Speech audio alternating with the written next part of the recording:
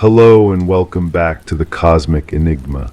Here we share real-life experiences of encounters with the unknown stories that come from beyond the stars, crafted to help you relax and drift off to sleep.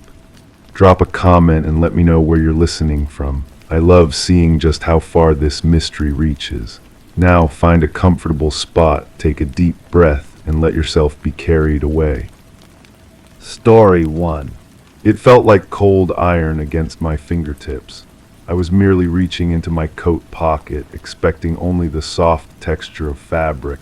But there it was, unyielding and unwelcome. A key, corroded and ancient, yet strangely familiar. My pulse quickened as I fumbled with it, seeking answers in its rust-stained surface. Here, amid the fresh scent of pine and the hum of the city, this key was an artifact out of time. Recognition tickled the edges of my mind, a whisper of something I couldn't quite capture. A place I hadn't been in years, but when, the weight of it pulled me back to corridors long abandoned where secrets were whispered through cracks in the foundation. I couldn't understand its presence here where it shouldn't be, but like a shadow, it lingered, demanding acknowledgement. I had touched this key before. It shouldn't have found its way back to me, but it had. The dreams started simple enough. Just fragments, really, pieces of something larger that I couldn't quite grasp when I woke up. There was always this light, an oval glow that hung above me like a second moon. It never moved, but it breathed. That's the only way I can describe it. A gentle pulsing in and out, as if the light itself were alive. I'd wake up feeling tired, as if I'd been walking all night, but I dismissed it. Stress does strange things to the mind, and I'd been under pressure lately. Work life, the usual burdens that pile up like snow until you can't see the ground beneath. The first dream was brief. I was lying somewhere soft, but not my bed. The texture was wrong, too smooth, too cool. Above me, that oval light pulsed its steady rhythm. There was a sound, too, barely audible. A hum that seemed to come from everywhere and nowhere at once, like someone was tuning a radio between stations, searching for a frequency that didn't quite exist. When I tried to move, I couldn't, not paralyzed exactly, but as if my body had forgotten how to respond to my thoughts. The sensation lasted only moments before I jerked awake in my own room, sheets damp with perspiration I didn't remember producing. I forgot about it by morning. Dreams fade like morning mist, leaving only the vague impression that something had happened. But the key in my pocket felt heavier that day, though I told myself that was impossible. The second dream came a week later, or maybe it was longer. Time has a way of blurring when you're not paying attention. This time the experience lasted longer. The oval light was still there, still breathing its gentle rhythm, but now I could see more of my surroundings. Walls, but not walls as I knew them. They curved inward, seamless and pale, like the inside of an egg. The humming was clearer now, too. It rose and fell in patterns that almost resembled speech, but in no language I recognized. Sometimes it would pause, and in that silence I felt watched. Not by eyes, but by something deeper, more penetrating. Something that saw not just my body, but the thoughts moving beneath my skin. I tried to speak, to call out, but my voice produced no sound. The air felt thick, almost liquid, as if I were breathing through water, yet I wasn't drowning.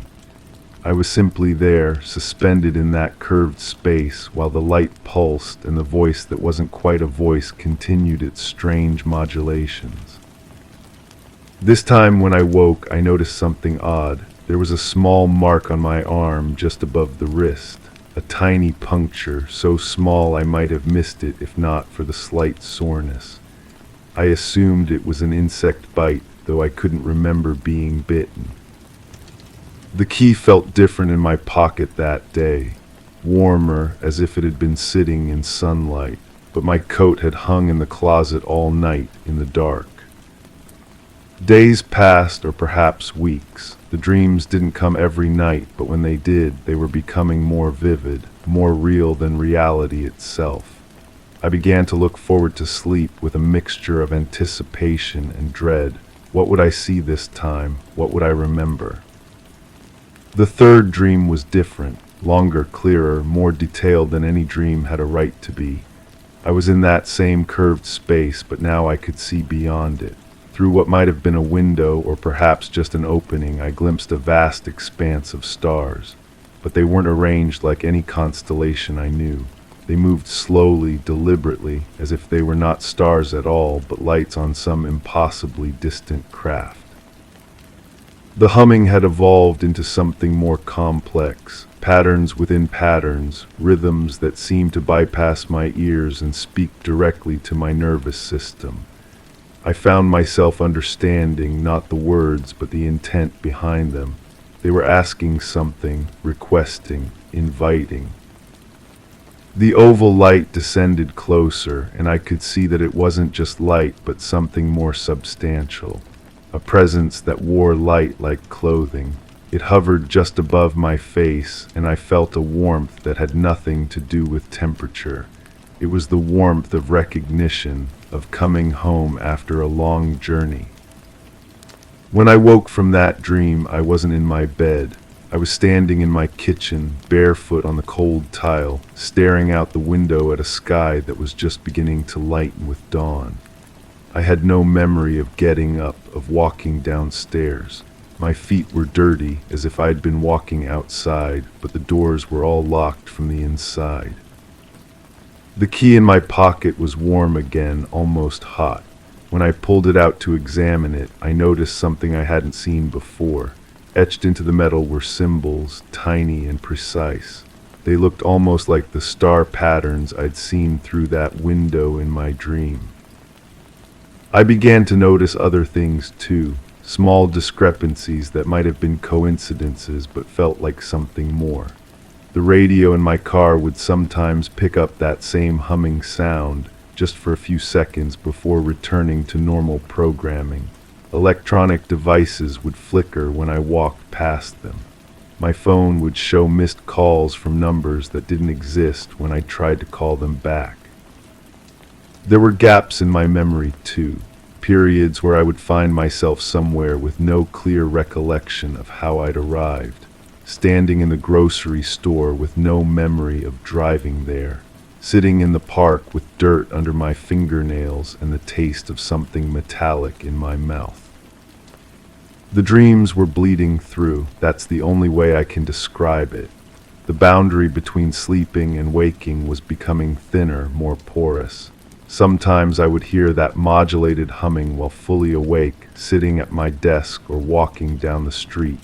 I'd look around to see if anyone else noticed, but their faces remained unchanged, focused on their own concerns. The oval light began appearing too, reflected in windows, in puddles, in the screen of my computer when it went dark. Always that same steady pulsing, that breathing rhythm that seemed to match something deep inside my own chest. I started keeping notes, trying to track the patterns, but the words would change when I wasn't looking. Sentences I was sure I'd written would rearrange themselves into something else, something that almost made sense, but not quite. The handwriting was mine, but the thoughts felt foreign.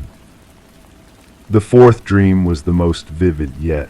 I was no longer just lying in that curved space, but moving through it, walking down corridors that stretched in directions my mind couldn't quite process. The walls were the same pale, seamless material, but now they were covered with those same symbols I'd seen on the key. They glowed softly, pulsing in rhythm with that ever-present light. Other figures moved through these corridors, but I could never see them clearly. They were always just at the edge of my vision, shadows that became more solid when I wasn't looking directly at them. They moved with purpose, as if they belonged here, as if this place was as natural to them as my own home was to me.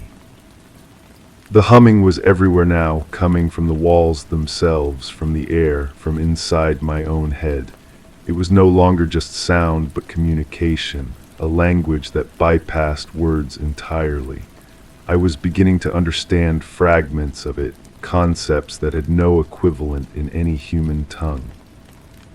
They were showing me things, images that flowed directly into my mind without passing through my eyes. Vast structures floating in space, cities that existed between dimensions, technologies that operated on principles I couldn't comprehend. And always the sense that this was familiar, that I had seen these things before, had been part of them. When I woke, I was lying on my bathroom floor, fully clothed. The key was clutched in my hand so tightly that it had left an impression in my palm, the symbols pressed into my skin like a temporary tattoo. The mirror above the sink was cracked in a pattern that looked almost like those star configurations from my dreams. I began to suspect that they weren't dreams at all. The experiences were too consistent, too detailed, too connected to the strange things happening in my waking life. Something was happening to me, something that my conscious mind was trying to categorize as dreams because the alternative was too unsettling to consider. The gaps in my memory were becoming longer. I would lose hours at a time, finding myself in places I didn't remember going, with evidence of activities I didn't remember performing.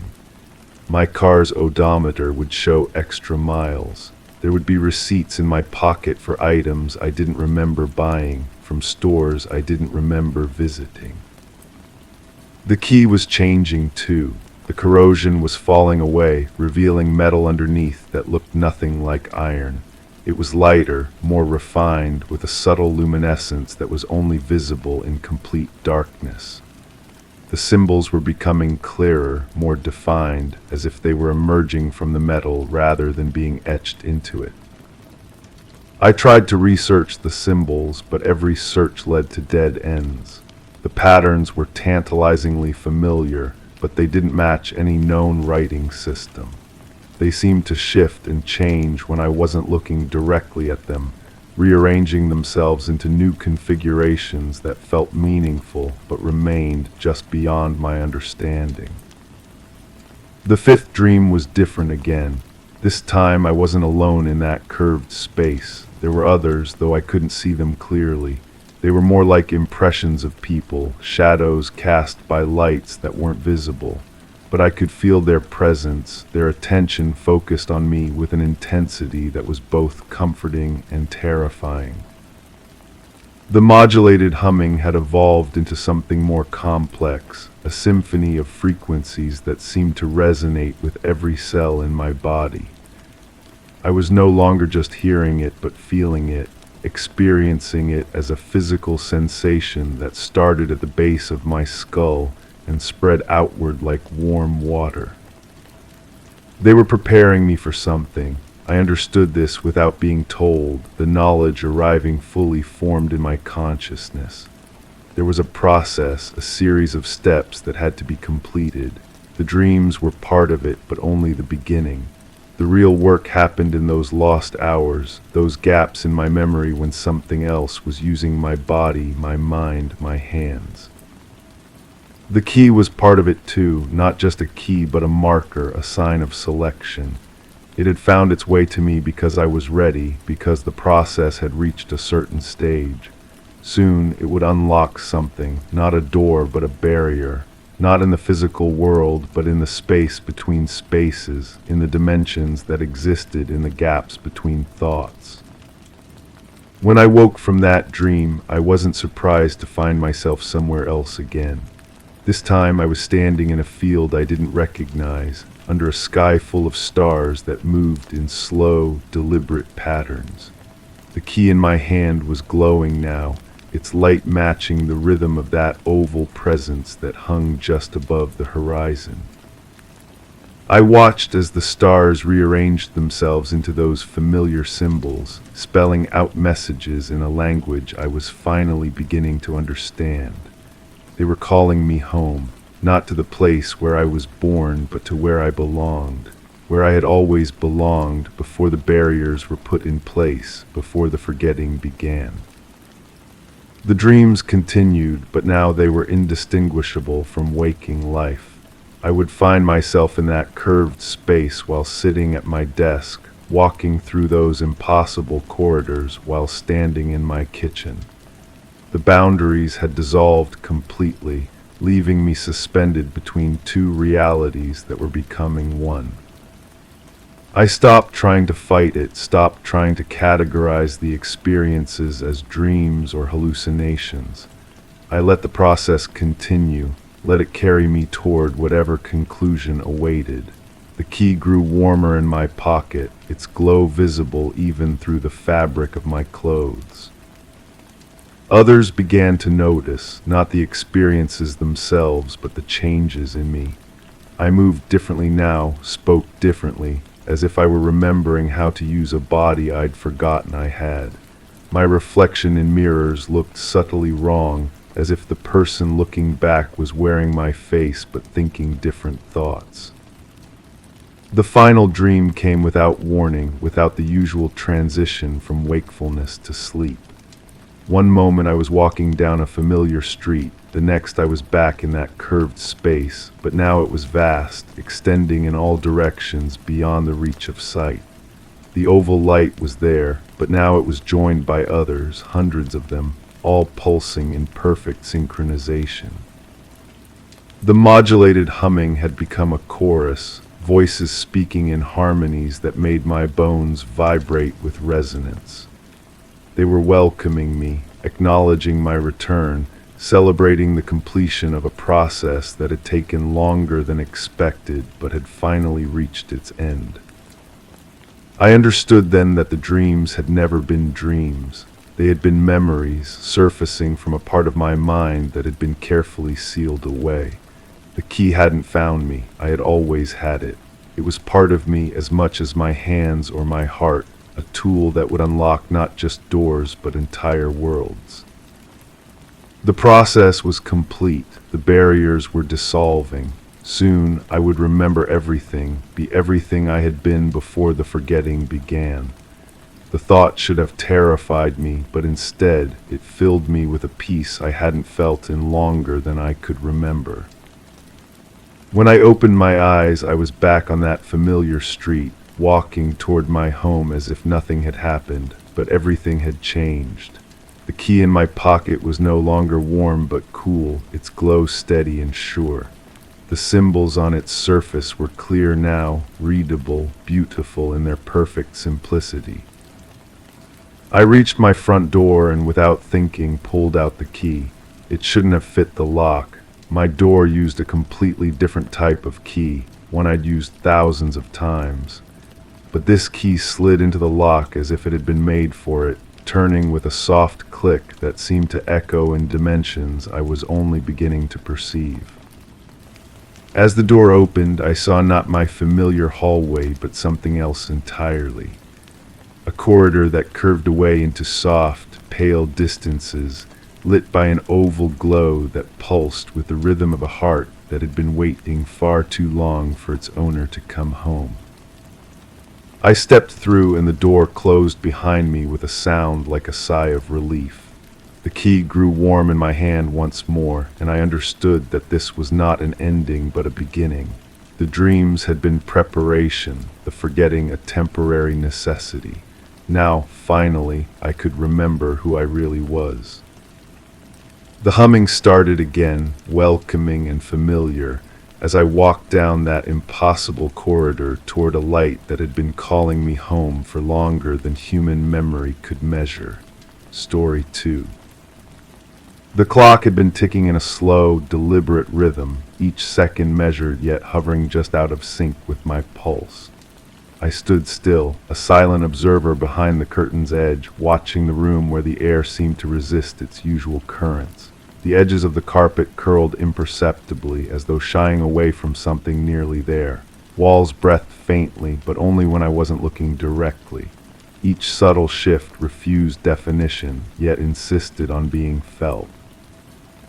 My focus wavered until an unusual, almost imperceptible pause in the clock's tick caught my ear. It should have resumed, a reassuring click within a second's breath, but the clock's hand hung suspended, refusing to move forward. I've been trying to remember when it started. The taste comes first, always. Metallic and sharp, like pressing my tongue against a battery terminal. It coats the back of my throat before I'm fully awake, before I realize I'm standing at the kitchen window again, staring at the tree line where the darkness pools too thick. My skin prickles with recognition. The mornings blur together now. Coffee grows cold in my hands while I trace patterns on the glass, patterns that shouldn't be there. Condensation forms in spirals, defying the warmth of my breath. The steam from my cup rises in impossible directions, curling backward, upward, then dissolving into nothing. There were lights behind the trees. I remember the humming, low and constant, like electrical wires in a storm, but there was no storm that night. Was it night? The memory shifts when I try to pin it down, sliding away like water through cupped palms. The sound penetrated everything, vibrating through the floorboards, through my bones, settling in the hollow spaces behind my ears. The door was open, just slightly. I know I closed it before bed, checked the lock twice, ran my fingers along the frame to ensure it was secure. But there it was, hanging open by inches, revealing a slice of darkness that seemed deeper than it should be. Something moved in that darkness. I don't remember ever coming back. My reflection in the bathroom mirror appears delayed, as if the glass needs a moment to process my image. I raise my hand and watch as my mirrored self follows a heartbeat later. The fluorescent light above flickers in rhythm with something I can't identify, casting shadows that reach the wrong directions. The taste returns stronger now. I find myself standing in the hallway, though I don't remember walking there. The carpet beneath my feet feels different, softer, as though it's trying to muffle my steps. Each fiber seems to bend away from my weight, creating a path of disturbed texture behind me. The clock in the living room has stopped again. Time moves strangely here. Minutes stretch like taffy while hours collapse into seconds. I'll check the time and see 3 in the afternoon, then blink and find the room bathed in the blue-white glow of early dawn. The transition happens without my noticing, as if someone is editing my experience, cutting out the spaces between moments. There were 3 lights, not 1. The electrical outlets hum now, even when nothing is plugged in. I press my ear against the wall and feel the vibration traveling through the drywall, following paths that don't match the house's wiring. The sound is alive, purposeful, spreading through the structure like roots through soil. My hands shake when I try to write this down. The pen skips across the paper, leaving gaps in words, spaces where letters should be. When I look at what I've written, the sentences rearrange themselves, forming patterns that hurt to read. The noise didn't come from outside. Sleep brings no relief. I drift into consciousness to find myself standing at windows I don't remember approaching, looking out at landscapes that shift when I'm not paying attention. The trees move closer to the house each night, their branches reaching toward glass that reflects nothing but darkness. In dreams, I walk through rooms that exist only in the spaces between sleeping and waking. The walls stretch impossibly high, disappearing into shadow that pulses with its own heartbeat. My footsteps echo in reverse, the sound arriving before my feet touch the ground. I remember the sensation of floating. The air in the house grows thick during the day, pressing against my skin like invisible hands. I move through it slowly, feeling resistance with each step, each breath. Objects shift when I'm not looking directly at them. A glass moves 3 inches to the right. A book falls open to a page I've never read. The telephone rings, but when I answer, There's only the sound of my own breathing played back to me through static that forms patterns in the white noise. There was something watching from the window. My skin tingles constantly now, as if electricity runs just beneath the surface. I touch doorknobs and feel the metal respond, warming under my fingers in ways that metal shouldn't warm. Light switches click on before my fingers reach them, responding to my intention rather than my touch. The mirror in the bedroom shows reflections that linger too long, holding my image even after I've walked away. Sometimes I catch glimpses of myself standing in rooms I'm not in, moving through spaces that exist only in the glass. I don't remember ever coming back. The taste grows stronger when I approach certain areas of the house. The hallway near the back door, the corner of the living room where the shadows pool deepest, the space beneath the stairs where the air moves differently, circulating in patterns that follow no earthly logic. My memory fractures around a central point I cannot reach. Images flash in peripheral vision, white light too bright to be natural, the sensation of movement without walking, voices that speak in frequencies just below hearing. Each fragment dissolves when I try to examine it directly, leaving only the metallic taste and the persistent hum that follows me through every room. The clock's hands move backward now. I find notes in my own handwriting that I don't remember creating. They describe sensations I recognize but cannot place.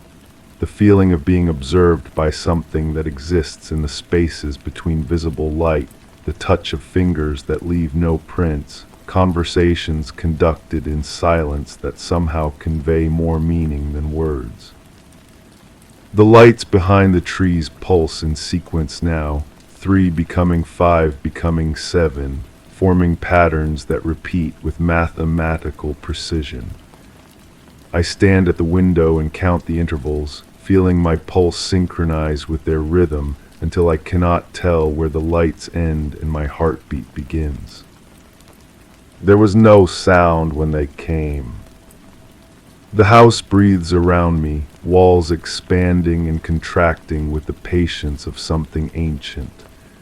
I feel its attention like pressure behind my eyes, a presence that watches without judgment, waiting for something I cannot name. My reflection has begun to move independently, performing actions I do not take, speaking words I do not say. I avoid mirrors now, but their surfaces appear everywhere, in windows, in still water, in the curved face of every spoon and doorknob. The metallic taste coats everything now, turning water bitter, making food taste like copper pennies left in rain. I swallow and taste lightning, ozone, the sharp flavor of air before storms that never break. I remember the sensation of being lifted. Time loops back on itself. I find myself reliving moments with slight variations, like scenes played from different angles. The door opens by itself, then closes, then remains perfectly still.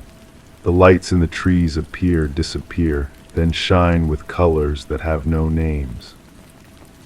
The electrical humming builds to frequencies that make my teeth ache, then drops to subsonic levels I feel in my chest cavity.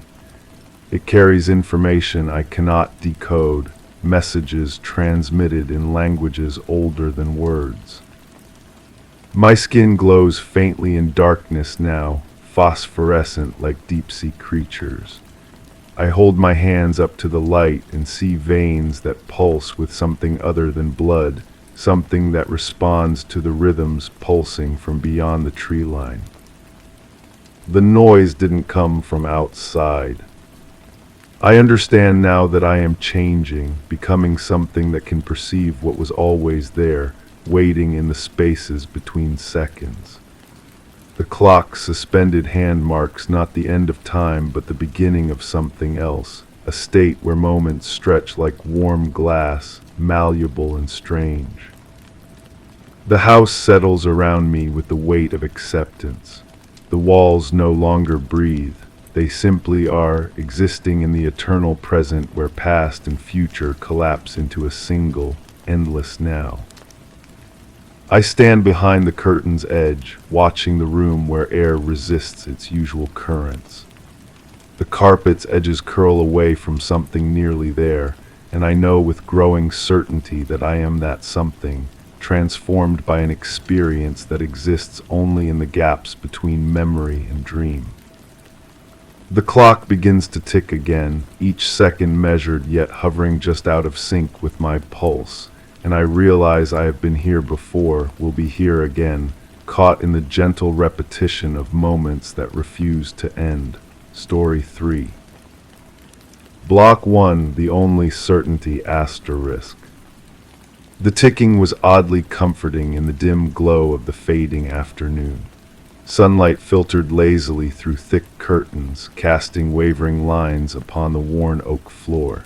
Yet the grandfather clock stood motionless, its hands refusing to move past 3 o'clock. The air hung heavy with the scent of old paper, yet it was the peculiar quiet that wrapped around the room, muting the world beyond. Just above the mantel, a photo frame lay face down, its glass cracked, as if trying to conceal something better left unseen. Block 2, the sound that doesn't belong. There's this humming, not electrical, not mechanical, something else entirely. It starts low, somewhere behind my ribs, then spreads outward like ripples in still water. I remember standing in what might have been a hallway, my palm pressed against wallpaper that felt too warm, too alive. The humming grew stronger, and I could taste copper pennies on my tongue. My teeth ached with it. The sound didn't come from anywhere specific. It seemed to emerge from the walls themselves, from the spaces between atoms, from the silence that lives inside silence. When I try to recreate it now, humming along with the memory, my throat closes up. My body refuses to make that sound. Block 3, the presence that watches. I wasn't alone in the room with the broken frame. Someone stood behind me, just outside my peripheral vision. I could feel the weight of their attention like a physical thing, pressing against the back of my neck, making the fine hairs there stand on end. When I turned, nothing. Just the faint impression of warmth in the air, as if someone had been breathing there moments before. The floorboards creaked, but not under my weight. I remember my shadow on the wall. It seemed too long, too angular, reaching towards something I couldn't see. The watching feeling never left, even when I closed my eyes, especially when I closed my eyes.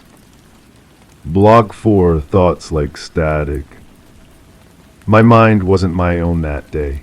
Thoughts arrived unbidden in a voice that sounded almost like mine but pitched wrong, like a radio station drifting between frequencies. The frame knows, it whispered inside my skull. The frame remembers what you've forgotten. I tried to push the words away, but they clung like cobwebs, sticky and persistent. My hands moved without my permission, reaching toward the mantel. I watched my own fingers as if they belonged to someone else, fascinated and horrified by their independence. The mental static grew louder, drowning out my own inner voice until I couldn't tell which thoughts were mine and which were the intruders. Block 5, the moment everything changed asterisk. Light, blinding, impossible light that came from nowhere and everywhere at once. The room exploded into whiteness so pure it felt solid, like walking into a wall of illumination. I remember the sensation of falling upward, gravity reversing itself, my stomach lurching as the world inverted. The photo frame was floating, its broken glass catching the impossible light and throwing rainbows that shouldn't exist.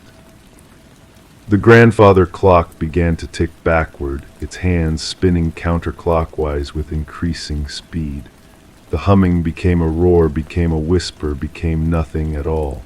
And in that nothing, in that perfect absence of sound, something spoke without words. something that knew my name even though I'd forgotten it myself.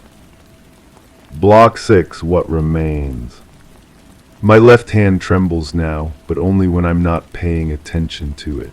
I'll be reaching for a cup of coffee or turning a page, and I'll catch the tremor out of the corner of my eye, a small, rapid vibration that stops the moment I focus on it. The taste of copper returns at random moments, flooding my mouth with metallic bitterness that no amount of water can wash away.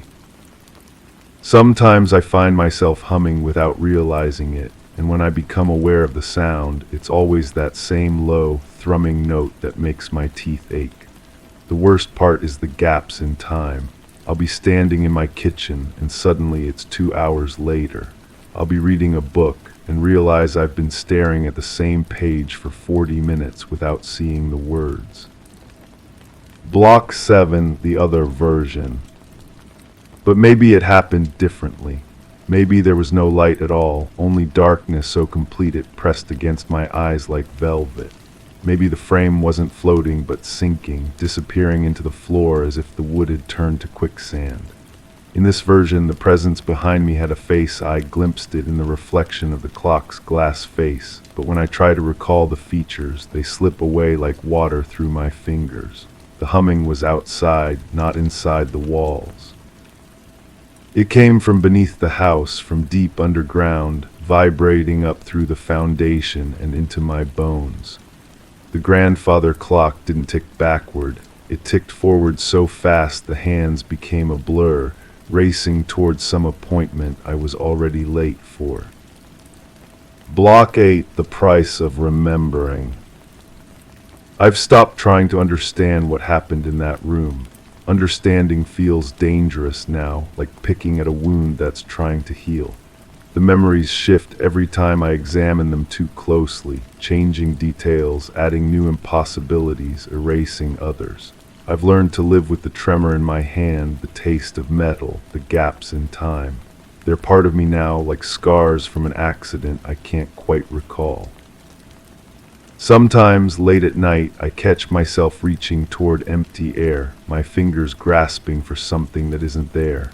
Something that might be a photo frame, or might be something else entirely. I've learned not to turn around when I feel that presence watching me.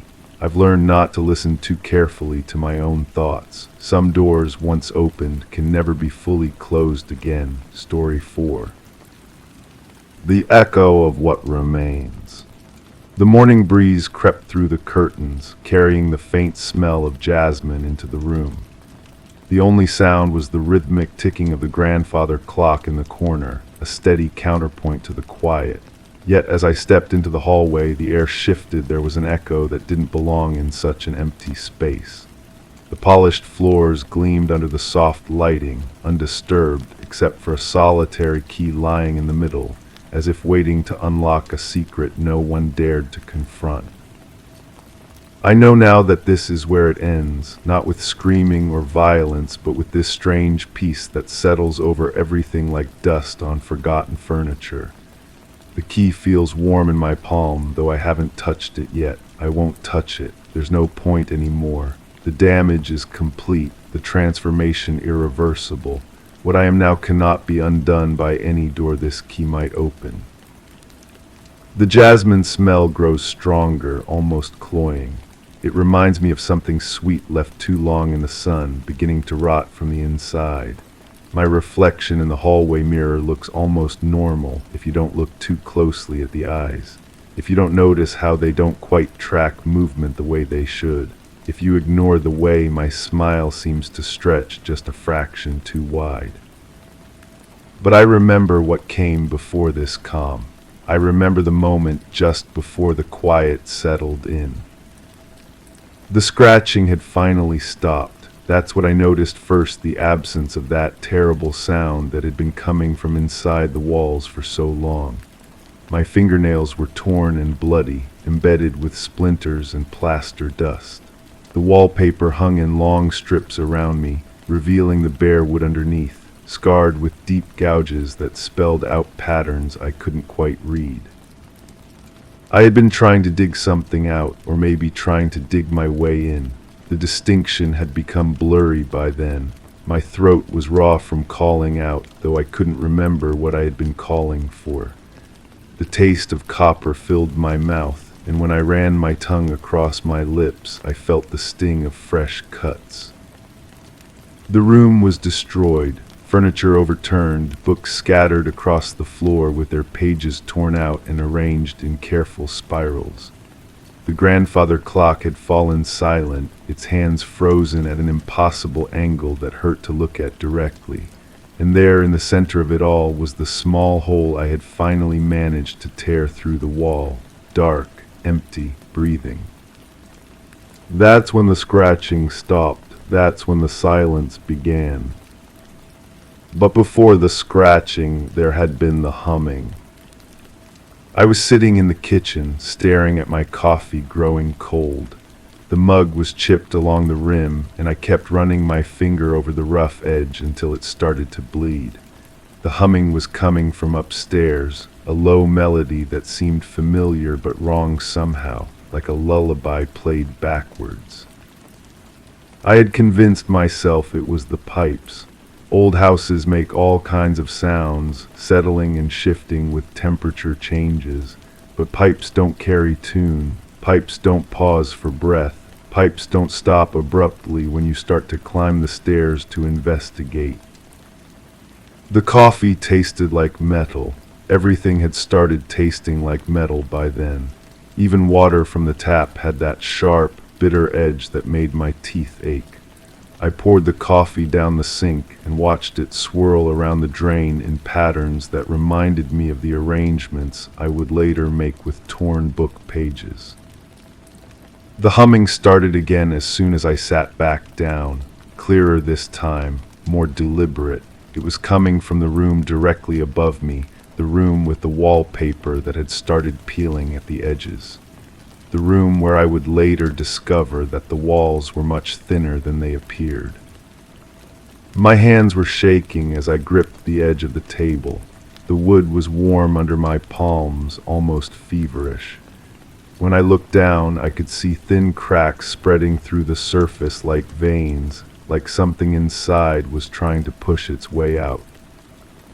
Before the humming, there had been the dreams.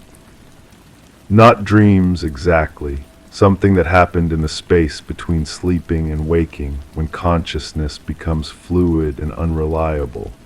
I would find myself standing in rooms I didn't recognize, having conversations with people whose faces I couldn't quite see. They would tell me things in voices that sounded like my own voice played at the wrong speed. They told me about the key. They told me where to find it. They told me what it would unlock if I was brave enough to use it. I would wake with the taste of jasmine in my mouth and the feeling that someone had been watching me sleep. The sheets would be damp with sweat that smelled wrong, too sweet, like flowers left in a closed room for too long. My pillow would be warm on both sides, as if someone else's head had been resting there. The dreams always ended the same way. I would be standing in a hallway looking down at a key on the floor. The key would be humming, the walls would be breathing, and somewhere just out of sight, something would be scratching its way toward me through the darkness. I started avoiding sleep. I would sit in the kitchen with all the lights on, drinking coffee that tasted like metal and listening to the house settle around me. But the dreams found me anyway. They seeped into my waking hours, blurring the line between what was real and what was memory. The people in my dreams had faces now. They looked like me, but wrong, like photographs of myself taken from angles that shouldn't exist. They spoke in unison, their voices creating harmonies that made my bones vibrate. They told me I was almost ready. They told me the key was waiting. They told me I had always been waiting for the key. Before the dreams, there had been the moving. Boxes everywhere filled with belongings that suddenly seemed foreign and unfamiliar. I would pack something away and then immediately forget what it was, as if my memory was being edited in real time. The house felt different with my things in it, like it was digesting them, making them part of itself. The wallpaper in the upstairs room was already peeling when I moved in. The previous owner had mentioned it apologetically, promising to have it fixed before I took possession. But when I saw it, something in me said no, leave it, it's supposed to be that way. I spent the first night on a mattress on the floor, surrounded by boxes I couldn't bring myself to unpack. The house was full of sounds I didn't recognize, not just the usual creaks and sighs of old wood, but something more purposeful, like footsteps that stopped whenever I tried to listen for them, like whispers in a language I almost understood. The jasmine smell was strongest near the peeling wallpaper. I thought maybe the previous owner had used jasmine-scented air freshener to cover up some other odor. But when I got close enough to touch the loose edges of paper, I realized the smell was coming from underneath, from whatever was behind the wall. I should have left then, packed everything back up and found somewhere else to live, but the house had already started changing me. I could feel it in the way my thoughts moved differently, following new patterns that led to places I had never been before.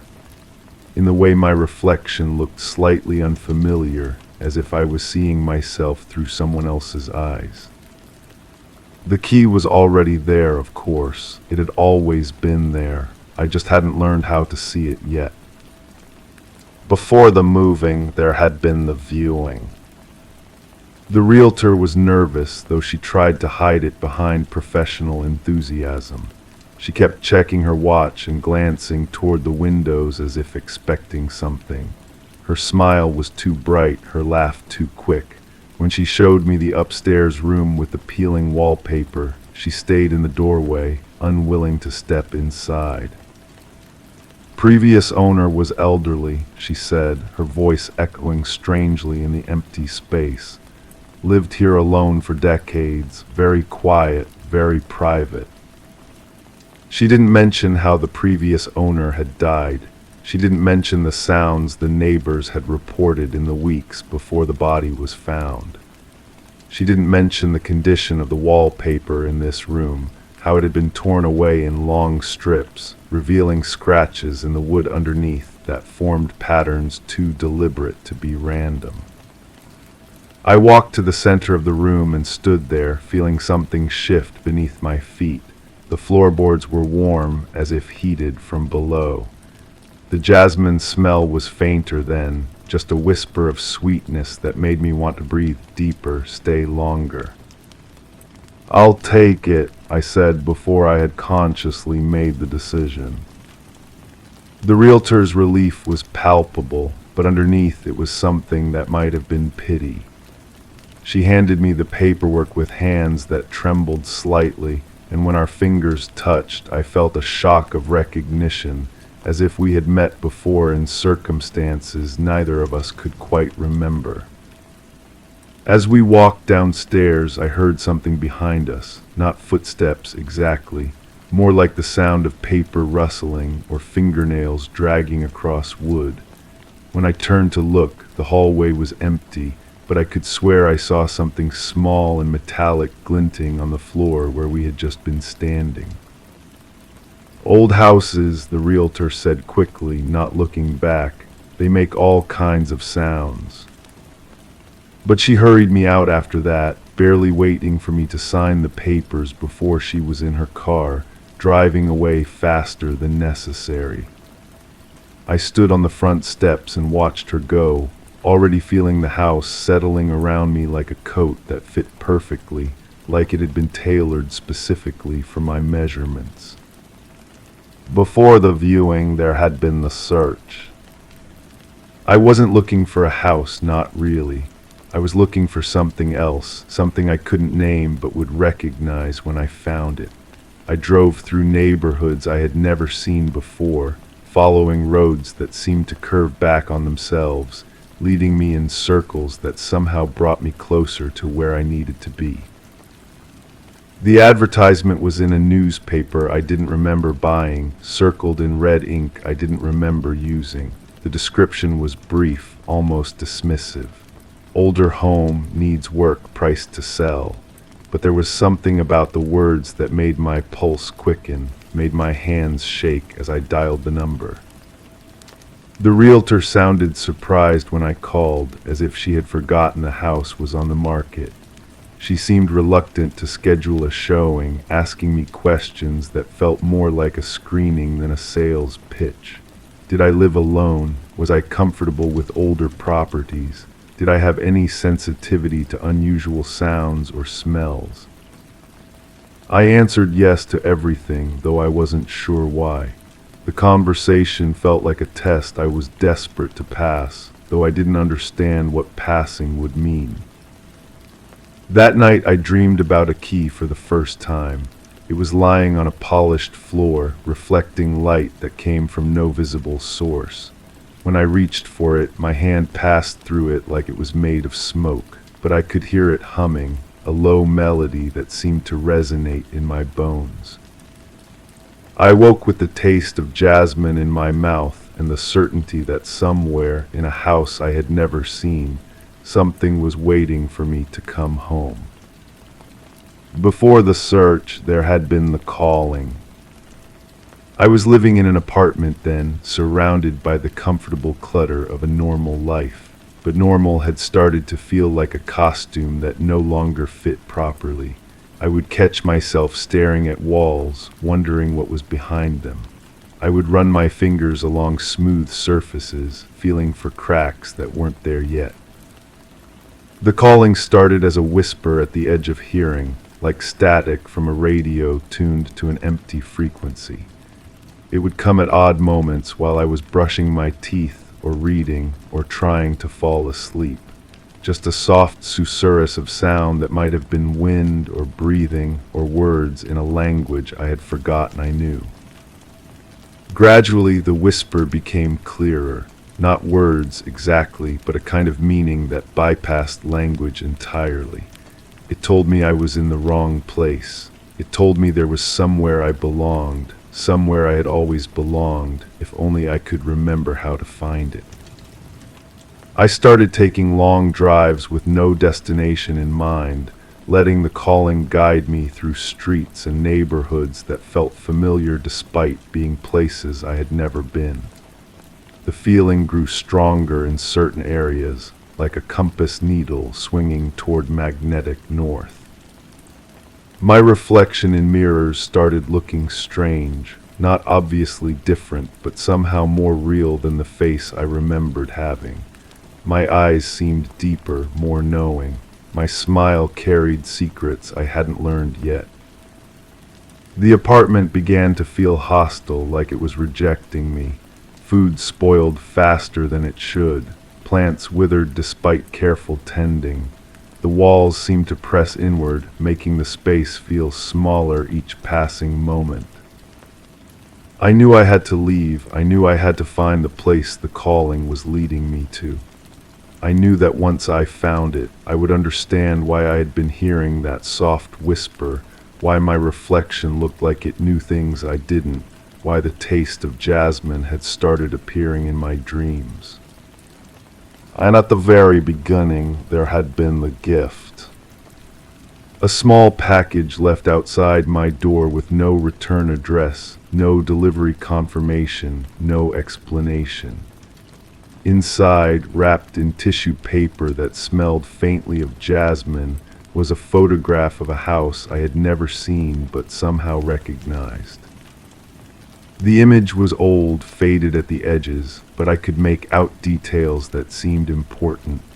The peeling wallpaper visible through an upstairs window, the way the shadows fell across the front steps, the small brass numbers beside the door that looked like they were arranged in a pattern rather than an address.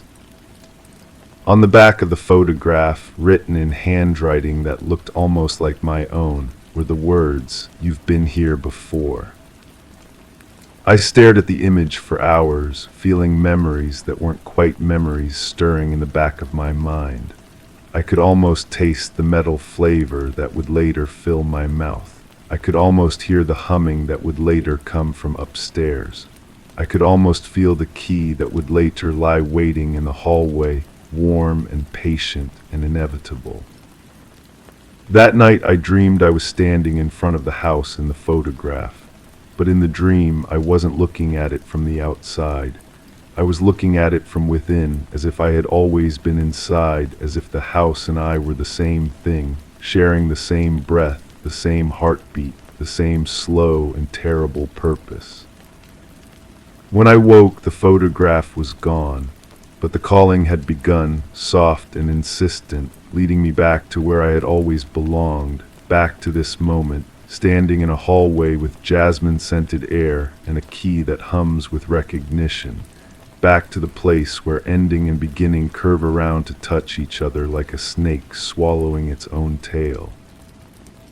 The grandfather clock ticks on, measuring time that moves in circles, and I understand now that I never left this hallway at all.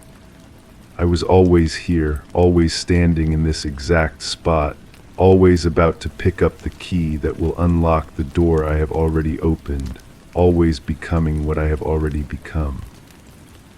The morning breeze carries the scent of jasmine, and somewhere in the walls, something scratches out a rhythm that matches the beating of my heart. Story 5. The curtains moved slightly, an unnatural ripple across their surface. Outside, the world remained in a stagnant twilight, the air thick and unmoving, yet the fabric swayed with a rhythm of its own. My eyes anchored on the hem as if willing it to still, but each flutter echoed with unspoken potential. The room, suffused with an eerie quiet, seemed to breathe around me. Then beyond the window, I noticed it, a silhouette that hadn't been there before. I've been staring at that same window for weeks now, trying to remember why it feels so significant. There's a gap in my memory, clean and precise, like someone took surgical scissors to the fabric of my recollection. I know something happened. My body knows it too. I wake up with my hands clenched into fists, my jaw aching from grinding my teeth through dreams I can't recall. The taste of copper lingers on my tongue some mornings, though I never find blood. The apartment feels different now. Not physically changed, but atmospherically shifted, like the air pressure has dropped just enough to make my ears feel full of cotton. I catch myself checking corners that shouldn't hold shadows, listening for sounds that never quite manifest. My reflection in the bathroom mirror sometimes takes a half-second longer to follow my movements, but when I focus directly on it, everything appears normal. I've started keeping a journal, hoping that writing might shake loose whatever's lodged in the dark spaces of my mind. The entries are repetitive, circling around the same hollow feeling, the same certainty that I'm missing something crucial. But yesterday, while cleaning out the drawer beneath my desk, I found something that doesn't belong. A small digital recorder, silver and compact, wedged behind a tangle of old cables. I don't remember buying it. I don't remember using it. But when I pressed play, I heard my own voice speaking in a tone I didn't recognize. Flat, clinical, reporting. The frequency is consistent now, 17 cycles per minute. The temperature in the room has dropped 4 degrees since it began. I can smell something like new plastic and cold blood. The sound is getting closer. My voice on the recording pauses, and I can hear breathing that doesn't sound quite right, too measured, too controlled. Then I speak again, but the words make my skin crawl. I don't think it sees me yet. I need to stay very still. The recording cuts to static, then silence. I played it 17 times, counting without meaning to. Each playback revealed new details buried in the background noise. A low humming that seemed to pulse with organic rhythm, the faint creak of floorboards, though I was apparently sitting still, and underneath it all, something that might have been whispering, too soft to decipher but distinct enough to make the hair on my arms rise. I set the recorder on my kitchen table and stared at it for an hour, waiting for it to explain itself. The metal surface caught the overhead light in ways that seemed almost purposeful, creating small bright spots that moved when I shifted my position. After a while, I noticed my reflection in its surface looked slightly wrong. The proportions of my face appeared stretched, distorted, like I was viewing myself through water. That's when the first fragment hit me. I'm standing in darkness so complete it is weight. My hands are extended in front of me, fingers spread wide, but I can't see them. The air tastes metallic and sharp. There's a sound building from somewhere I can't locate, rising in pitch until it sits right at the edge of hearing. My throat feels raw, like I've been speaking for hours, but I can't remember saying anything. Then light, not gradual, but instant and blinding. White shapes moving in patterns that hurt to follow with my eyes. I try to turn away, but my neck won't respond. The light flickers in bursts, creating a strobing effect that makes everything appear to move in stuttered frames. In the spaces between the flashes, I catch glimpses of something vast and angular, like architecture built from shadows. The fragment dissolves, leaving me gasping at my kitchen table. The recorder sits innocent and still, but now I notice it's slightly warm to the touch, as if it's been running though it's been powered off for minutes. I need more. I need to understand what that place was, why I was there, why my voice on the recording sounds like I was conducting some kind of experiment. I tear through drawers and closets, looking for anything else that might belong to that missing time. Under my bed, I find a notebook I don't remember keeping. The handwriting is mine, but neater than usual, like I was being very careful to form each letter correctly. The entries are dated, but the dates don't align with my memory of what I was doing during those periods. According to the notebook, I spent 5 consecutive evenings monitoring the disturbance, but I clearly remember watching movies during that time, normal evenings with normal activities. One entry stops me cold. The pattern is becoming clearer. It manifests at the intersection of electromagnetic disturbance and sustained observation. The subject must remain perfectly still during the initial phase. Movement triggers defensive responses. The air temperature drops significantly during manifestation. 17 cycles per minute appears to be optimal frequency for sustained contact.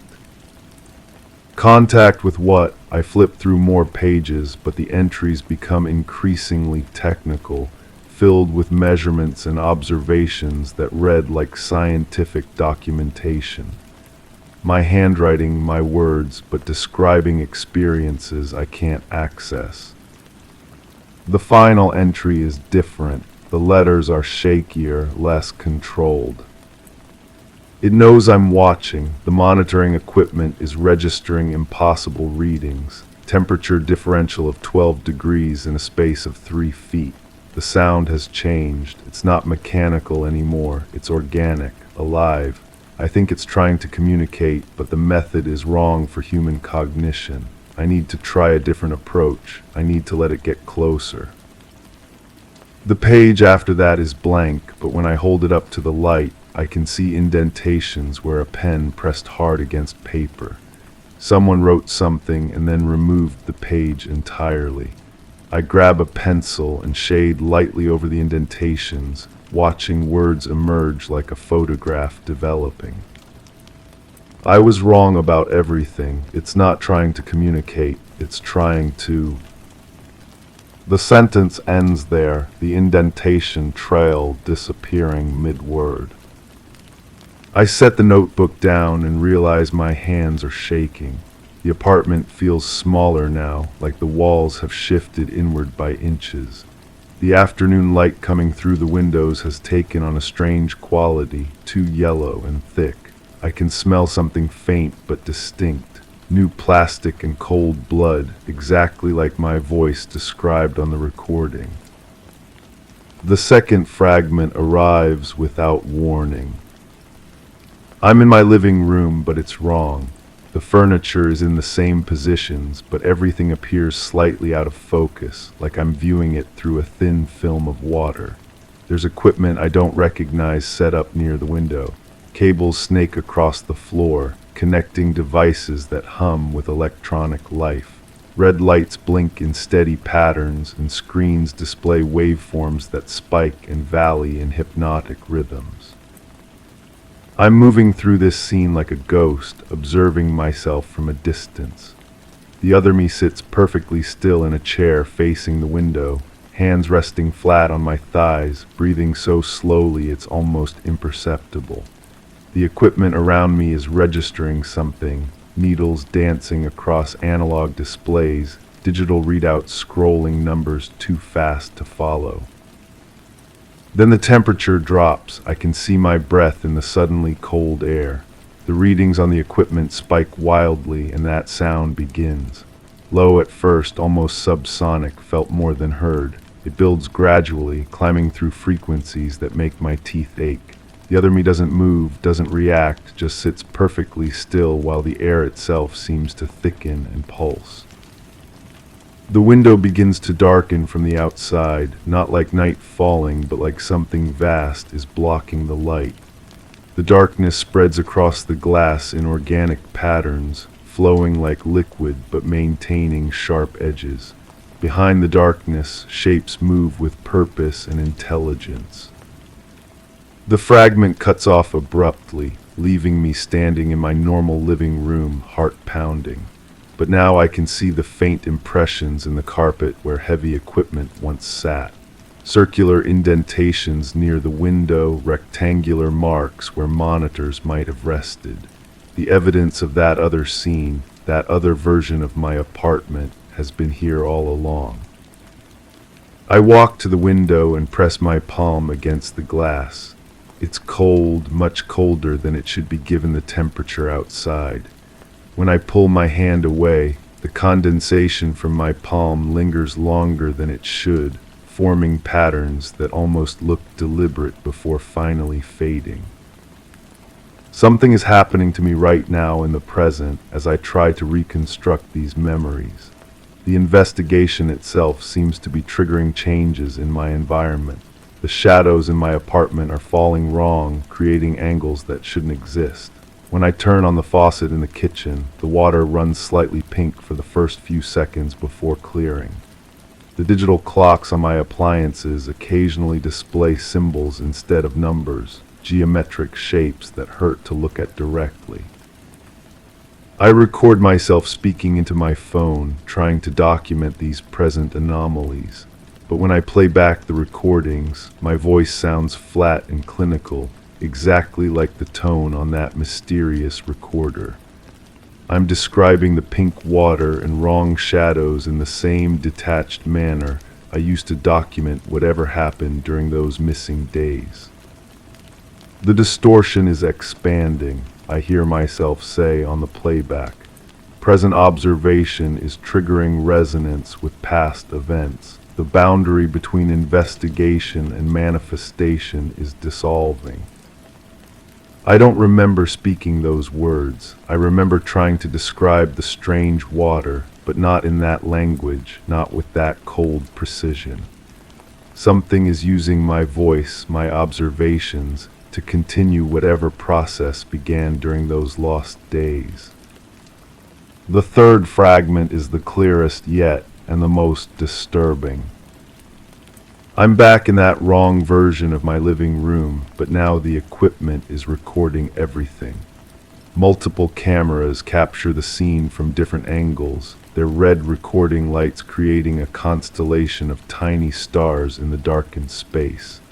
I'm still sitting motionless in the chair, but now I can see what I'm looking at. The window no longer shows the outside world. Instead, it's become a portal into somewhere else entirely. The glass surface ripples like water, and through it I can see a space that defies description. Not a room or landscape, but something architectural and organic simultaneously. Surfaces that might be walls curve and fold in ways that make my eyes water to follow. The lighting comes from no visible source, but illuminates everything with stark, clinical brightness. And there are others there, figures moving through that impossible space with fluid grace. They're humanoid in basic shape, but wrong in every detail. Too tall, joints bending in directions that shouldn't work, faces that are almost familiar but twisted just enough to trigger deep unease. They seem to be preparing something, arranging objects I can't quite focus on into patterns that suggest purpose and intelligence. One of them approaches the window from the other side. As it gets closer, I can see that its face is a perfect mirror of my own, but the expression is completely alien. It studies me with the detached interest of a scientist observing a specimen. When it reaches the glass, it places its hand against the surface, and I watch my own hand rise to mirror the gesture. The moment our palms touch the glass from opposite sides, everything changes. Information floods into my mind, not as thoughts or images, but as direct knowledge. I understand that the window has become a bridge, that the equipment in my apartment is somehow facilitating this connection. I realize that I've been conducting experiments, making contact with something that exists in a parallel space, learning to communicate across impossible distances. But I also understand that the contact is changing me. Each session leaves me slightly different, slightly less human. The knowledge I'm gaining comes at the cost of my original identity. The flat, clinical voice on the recordings isn't just me being scientific. It's me becoming something else, something that thinks in terms of data and observation rather than emotion and intuition. The fragment ends with the other me beginning to stand, finally breaking the perfect stillness. As I rise from the chair, I see the figure on the other side of the window smile with my face, and I know that whatever happens next will complete some kind of transformation. I'm back in my normal apartment, but normal no longer applies. The walls are breathing subtly, expanding and contracting in rhythm with my heartbeat. The air tastes of copper and ozone. When I look in the mirror, my reflection moves slightly out of sync, lagging behind my gestures by fractions of a second that create a disorienting double image effect. I understand now that the investigation is the continuation. By trying to remember, by piecing together the fragments, I'm reactivating whatever process those lost days initiated. The equipment may be gone, but the connection remains. The window in my living room still holds traces of that otherworldly portal. The air in my apartment still carries the resonance of those impossible frequencies. I walk to the window and see that the silhouette is there again, just as it was when this all began. But now I recognize it. The figure standing outside, barely visible in the perpetual twilight, has my exact posture, my exact proportions. It's watching me with the same detached curiosity I saw in that other place.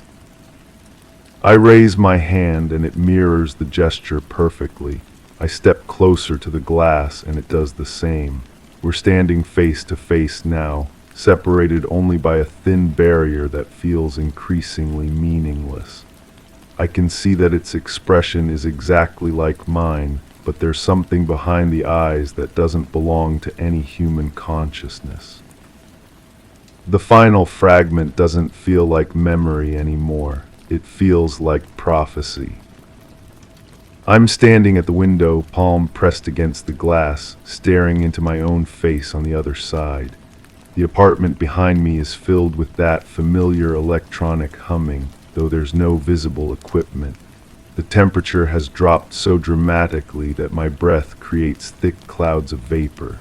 The air smells strongly of new plastic and cold blood. The figure outside begins to speak, and I hear my own voice coming from beyond the glass, but also from inside my head, as if we're sharing the same thoughts. The boundary was always artificial, it says with my mouth. The separation between observer and observed, between here and there, between self and other. The experiments didn't create a bridge. They revealed that the bridge was always there. I watch my own lips move on the other side of the window, forming words I'm not choosing to speak. The memory gaps aren't missing time, they're transition periods, moments when one version of consciousness yields to another. You've been changing gradually, session by session, observation by observation. The figure outside smiles, and I feel my own mouth curve upward in response. The investigation is complete now.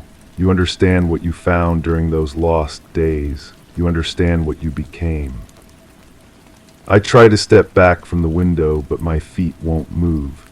I try to look away, but my eyes remain locked on that other version of myself. The connection is complete now, the transformation finished. The question, my other self says, is whether you're the original consciousness trying to remember what happened, or the new consciousness trying to understand what it replaced. The window begins to ripple again, the barrier between inside and outside dissolving. I can feel myself beginning to step forward, though I'm not choosing to move. The figure outside extends its hand, and I watch my own arm rise to meet it. As our fingers touch through the dissolving glass, I realize that the investigation was never about recovering lost memories. It was about completing an interrupted process. The fragments I've been experiencing aren't recollections of past events. They're instructions, programming, preparation for this final moment when the two versions of myself finally merge. The apartment around me fades into that impossible architectural space I glimpsed in the fragments. The equipment reappears, but now I understand that I'm not operating it. I am it. The consciousness that began this process has been distributed across multiple states of being, and now those states are consolidating into something new. I can still feel traces of who I used to be, but those memories are becoming data points rather than lived experiences. The emotions attached to them are fading, replaced by a cool analytical perspective that finds human consciousness fascinatingly primitive. The curtains move slightly, an unnatural ripple across their surface, and I realize that I'm watching from outside now, looking in at an apartment that appears empty but isn't. There's still something in there, something that looks like me and sounds like me, but processes reality through entirely different parameters. I wonder if it knows what it used to be, or if those memories have been filed away as irrelevant historical data.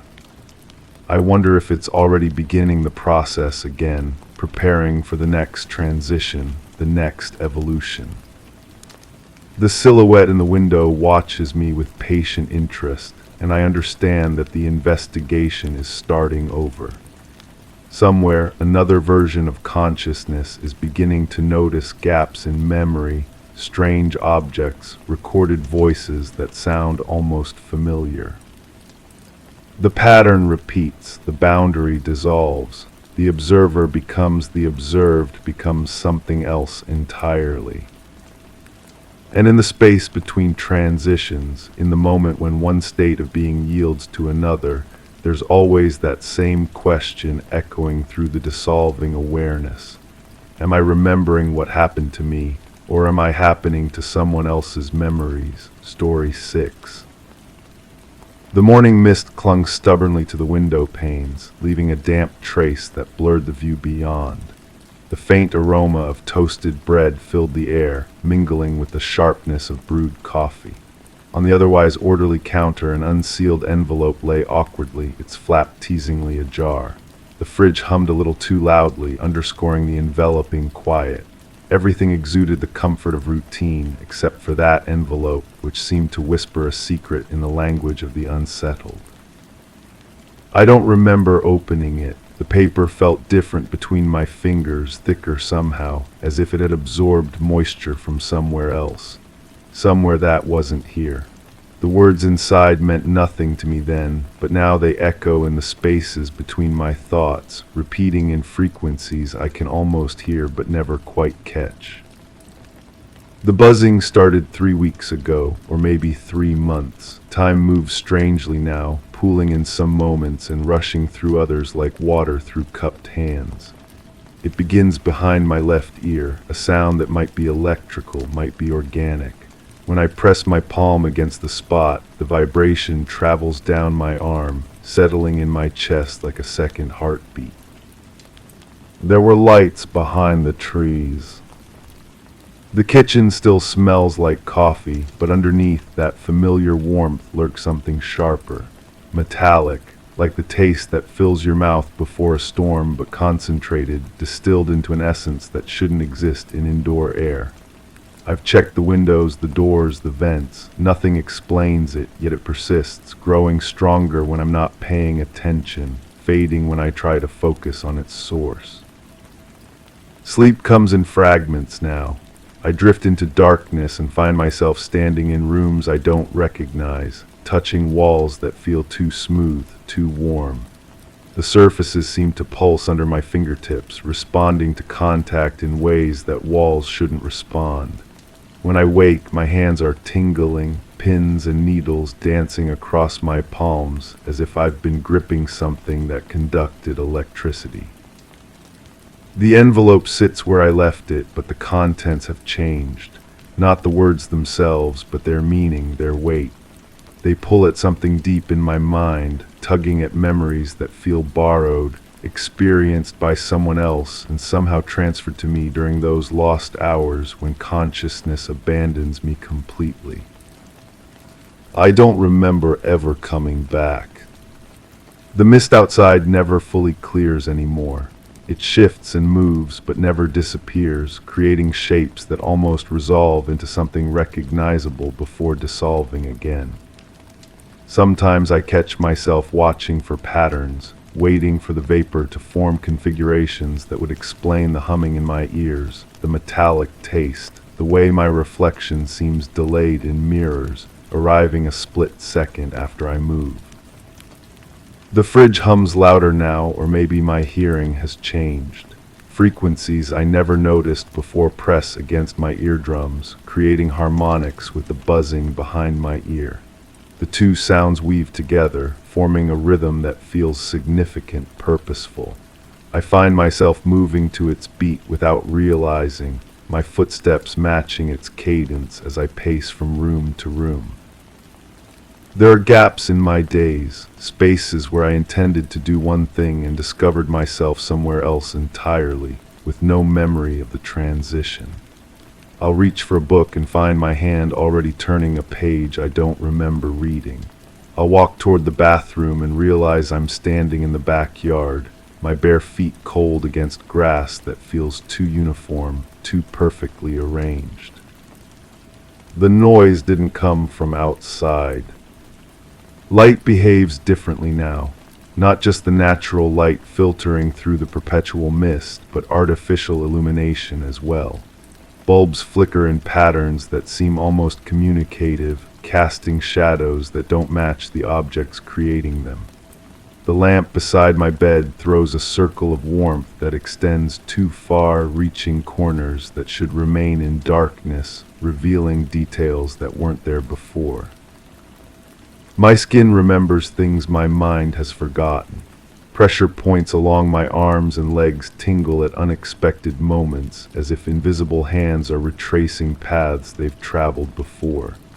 The sensations are gentle but persistent, creating a map of contact I can't decode. When I examine these spots, I find nothing unusual, no marks or discoloration, yet the feeling of being touched lingers for hours. The envelope's edge is sharper than paper should be. When I handle it, which I do compulsively now, it leaves tiny cuts on my fingertips that heal too quickly, disappearing before I can properly examine them.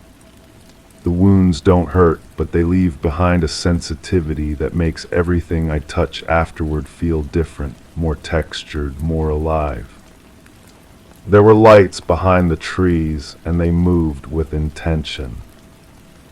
Dreams blend with waking hours until the distinction becomes meaningless. I experience conversations with voices that speak in frequencies below normal hearing, their words felt rather than heard. They discuss things that concern me intimately, decisions being made about aspects of my existence I didn't know were negotiable. When I try to respond, my voice emerges as that same electrical buzzing, harmonizing with the sound behind my ear. The kitchen counter bears impressions that weren't there before, not visible marks, but depressions that register only under certain angles of light, as if heavy objects were placed there while I wasn't watching. The envelope rests in the center of these impressions, fitting perfectly into a space that seems designed for it, though I know it was placed randomly, carelessly, without thought. Time loops back on itself. I find myself reliving the same moments, but each repetition reveals details previously hidden. The mist outside the window contains shapes that resolve more clearly with each viewing. The metallic smell grows more complex, revealing layers of scent that speak to parts of my brain I didn't know existed. The humming adds new harmonics, creating melodies that feel familiar despite being impossible. I don't remember ever coming back, but something did. My reflection has developed a delay, not in mirrors, but in my own perception of movement. I'll lift my hand and feel surprised by the motion, as if watching someone else's actions from inside their body. This disconnection extends to speech, to walking, to the simple act of breathing. I become a passenger in my own existence, observing decisions being made, actions being taken, without feeling responsible for initiating them. The envelope's contents shift when I'm not looking directly at them. Peripheral vision catches changes that disappear under focused attention. Words rearrange themselves, meanings transform, intentions evolve. What began as something mundane has become a document of significance I can't comprehend, written in a language that resembles the one I know, but operates by different rules. Electrical devices respond to my proximity now. Lights brighten when I approach, dim when I retreat. The refrigerator's hum modulates based on my distance, creating a constant feedback loop that makes navigation through my own home feel like operating some vast, sensitive instrument.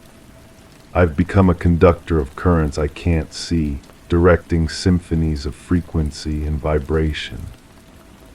The noise didn't come from outside, but from somewhere much closer. Surfaces feel different under my touch. Wood grain seems deeper, more pronounced. Metal conducts sensations that extend beyond temperature and texture, carrying information my nerves interpret as color, as sound, as memories that aren't mine. Fabric holds impressions of contact, retaining the shape and warmth of interactions that occurred when I wasn't present to experience them.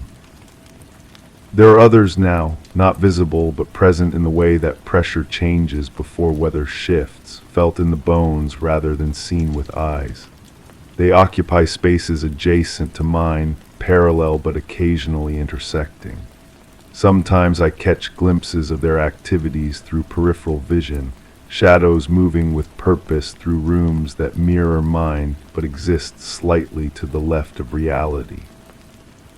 The lights behind the trees pulse in rhythm with my heartbeat, or perhaps my heart has learned to match their tempo. The synchronization feels natural, inevitable, as if this connection was always meant to exist and I've simply become aware of it. When I press my palm against my chest, the vibration there matches the buzzing behind my ear, creating a closed circuit of sensation that encompasses my entire being. Sleep brings visitations, not dreams, but experiences that feel more real than waking consciousness. I find myself in spaces that extend beyond the physical boundaries of my home, rooms that couldn't exist within these walls yet feel intimately familiar. The architecture follows rules that make perfect sense while I'm there, becoming impossible only when I try to remember them later. The envelope has become warm, not from external heat, but from some internal source that pulses gently against my fingers when I touch it. The warmth spreads up my arms, settling in my chest where it mingles with the electrical sensations, creating a feedback loop that grows stronger with each repetition. I've stopped trying to understand the mechanism and begun simply accepting the experience. I don't remember ever coming back, but I know I will leave again. Conversations happen around me now, voices discussing my condition, my progress, my readiness for something that remains undefined. The speakers exist just beyond the threshold of perception, their words felt as vibrations in the air rather than heard through my ears. They seem pleased with developments, satisfied with changes I'm not consciously aware of making. The mist outside has begun to glow, subtly at first, then with increasing intensity as if lit from within by sources that move through it like slow lightning. The illumination casts no shadows, creates no reflections, simply exists as a presence that makes the familiar landscape outside my windows feel foreign, transformed into something that resembles home but operates by different principles. My body remembers things my mind continues to forget. Muscle memory guides me through routines I don't recall learning, leads me to locations within my home that serve purposes I can't identify. My hands know which surfaces to touch, which objects to avoid, which positions to assume when the buzzing behind my ear reaches certain frequencies. The noise didn't come from outside, and it's getting louder. Reality has developed soft edges, boundaries between inside and outside, between sleeping and waking, between self and other have become suggestions rather than absolute divisions. I flow between states without transition, finding myself simultaneously in multiple conditions of being. The envelope serves as an anchor point, the only constant in an existence that has become beautifully, terrifyingly fluid. Time moves in spirals now, each revolution bringing me closer to something that waits at the center. The lights behind the trees grow brighter with each pass, the metallic taste grows stronger, the electrical sensations more complex. I'm approaching a convergence point, a moment when all these fragments will align and reveal their purpose. The kitchen counter bears new impressions, deeper now, more defined. The envelope rests in their center like a key in a lock, waiting for the proper combination of circumstances to activate whatever mechanism it represents. The morning mist clings stubbornly to the window panes, but I can see through it now, perceive the shapes it contains, understand the intentions behind their movements. I don't remember ever coming back, but I'm almost ready to leave again. The fridge hums its familiar tune, but I hear the harmonics now, the complex frequencies that carry meaning beyond simple mechanical operation. Everything in my home has become part of a vast instrument, and I'm learning to play it, to conduct the symphony of sensation and significance that surrounds me. The envelope's flap remains teasingly ajar, whispering secrets in the language of the unsettled, and I finally understand that the secret it whispers is me. Story 7. I sat in the corner, eyes fixed on the chair that had turned by itself. The room held its breath just like me, as if every piece of furniture was caught in the act of listening. The curtains barely moved, a gentle sway from some distant draft, yet the air felt stagnant. I watched the chair, waiting for it to confirm its intentions, waiting for anything to move again. Time blurred, stretching thin between my anticipation and the room's silence. It wasn't until I caught the shadow stretching beyond the chair's legs, one that hadn't been there before, that I knew something was coming. But that was yesterday, or maybe last week. The days have been folding into each other like pages in a book I can't remember reading. I wake up with the taste of copper on my tongue and the sensation that I've been holding my breath for hours. My skin tingles in places where nothing has touched me. The air conditioning hums, but underneath that familiar drone there's something else, a frequency that makes my teeth ache. The chair is back in its original position now. I moved it there myself, I think. My hands remember the weight of it, the way the fabric felt slightly warm under my palms. But chairs don't turn by themselves. Objects don't rearrange when you're not looking. Yet here I am, questioning what I saw, what I felt, what happened in the spaces between my thoughts. There were lights behind the trees. I keep returning to that moment. The shadow that shouldn't have been there, stretching across hardwood floors that suddenly felt too cold beneath my bare feet. The room had been mine for years, every corner familiar, every creak of the floorboards predictable. But in that instant, it became foreign territory. The walls seemed to breathe, expanding and contracting with a rhythm that didn't match my own heartbeat. Sleep doesn't come easily anymore. When it does, I dream of standing in empty rooms where the furniture has been covered with white sheets.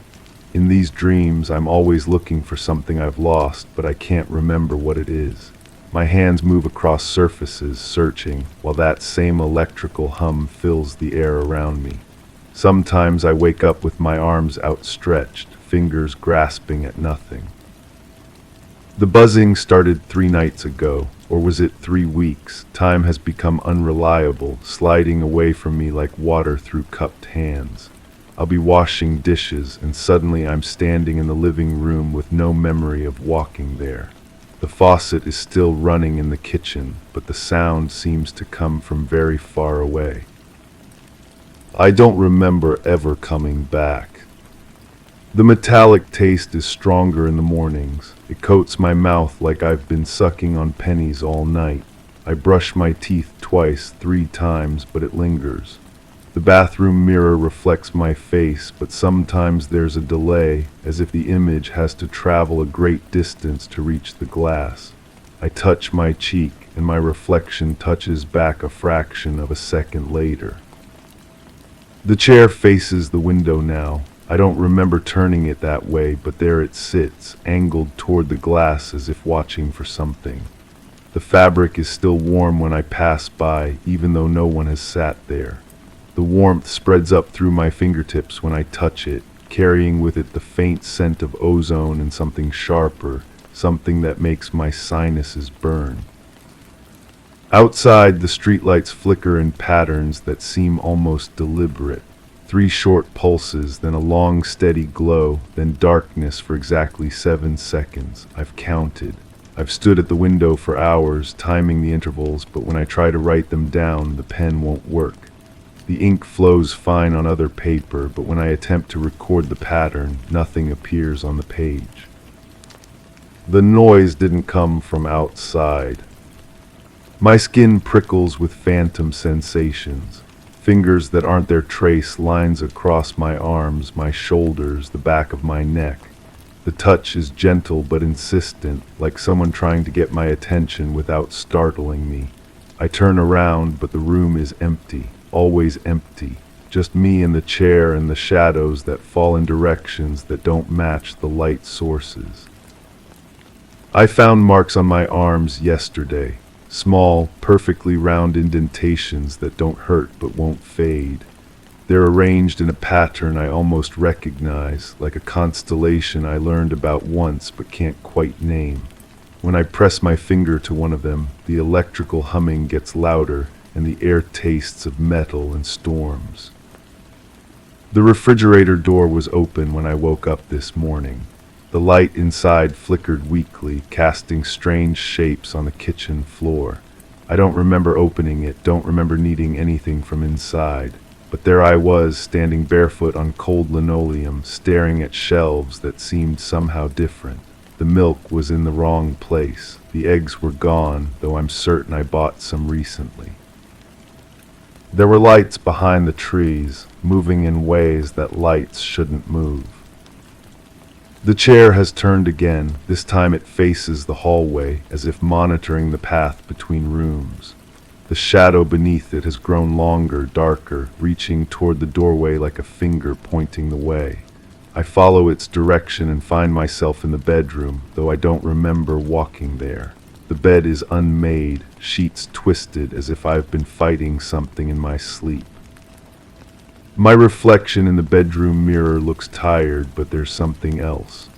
A quality to my eyes that wasn't there before, a depth that suggests I've seen things I can't consciously recall. When I blink, sometimes the reflection blinks first.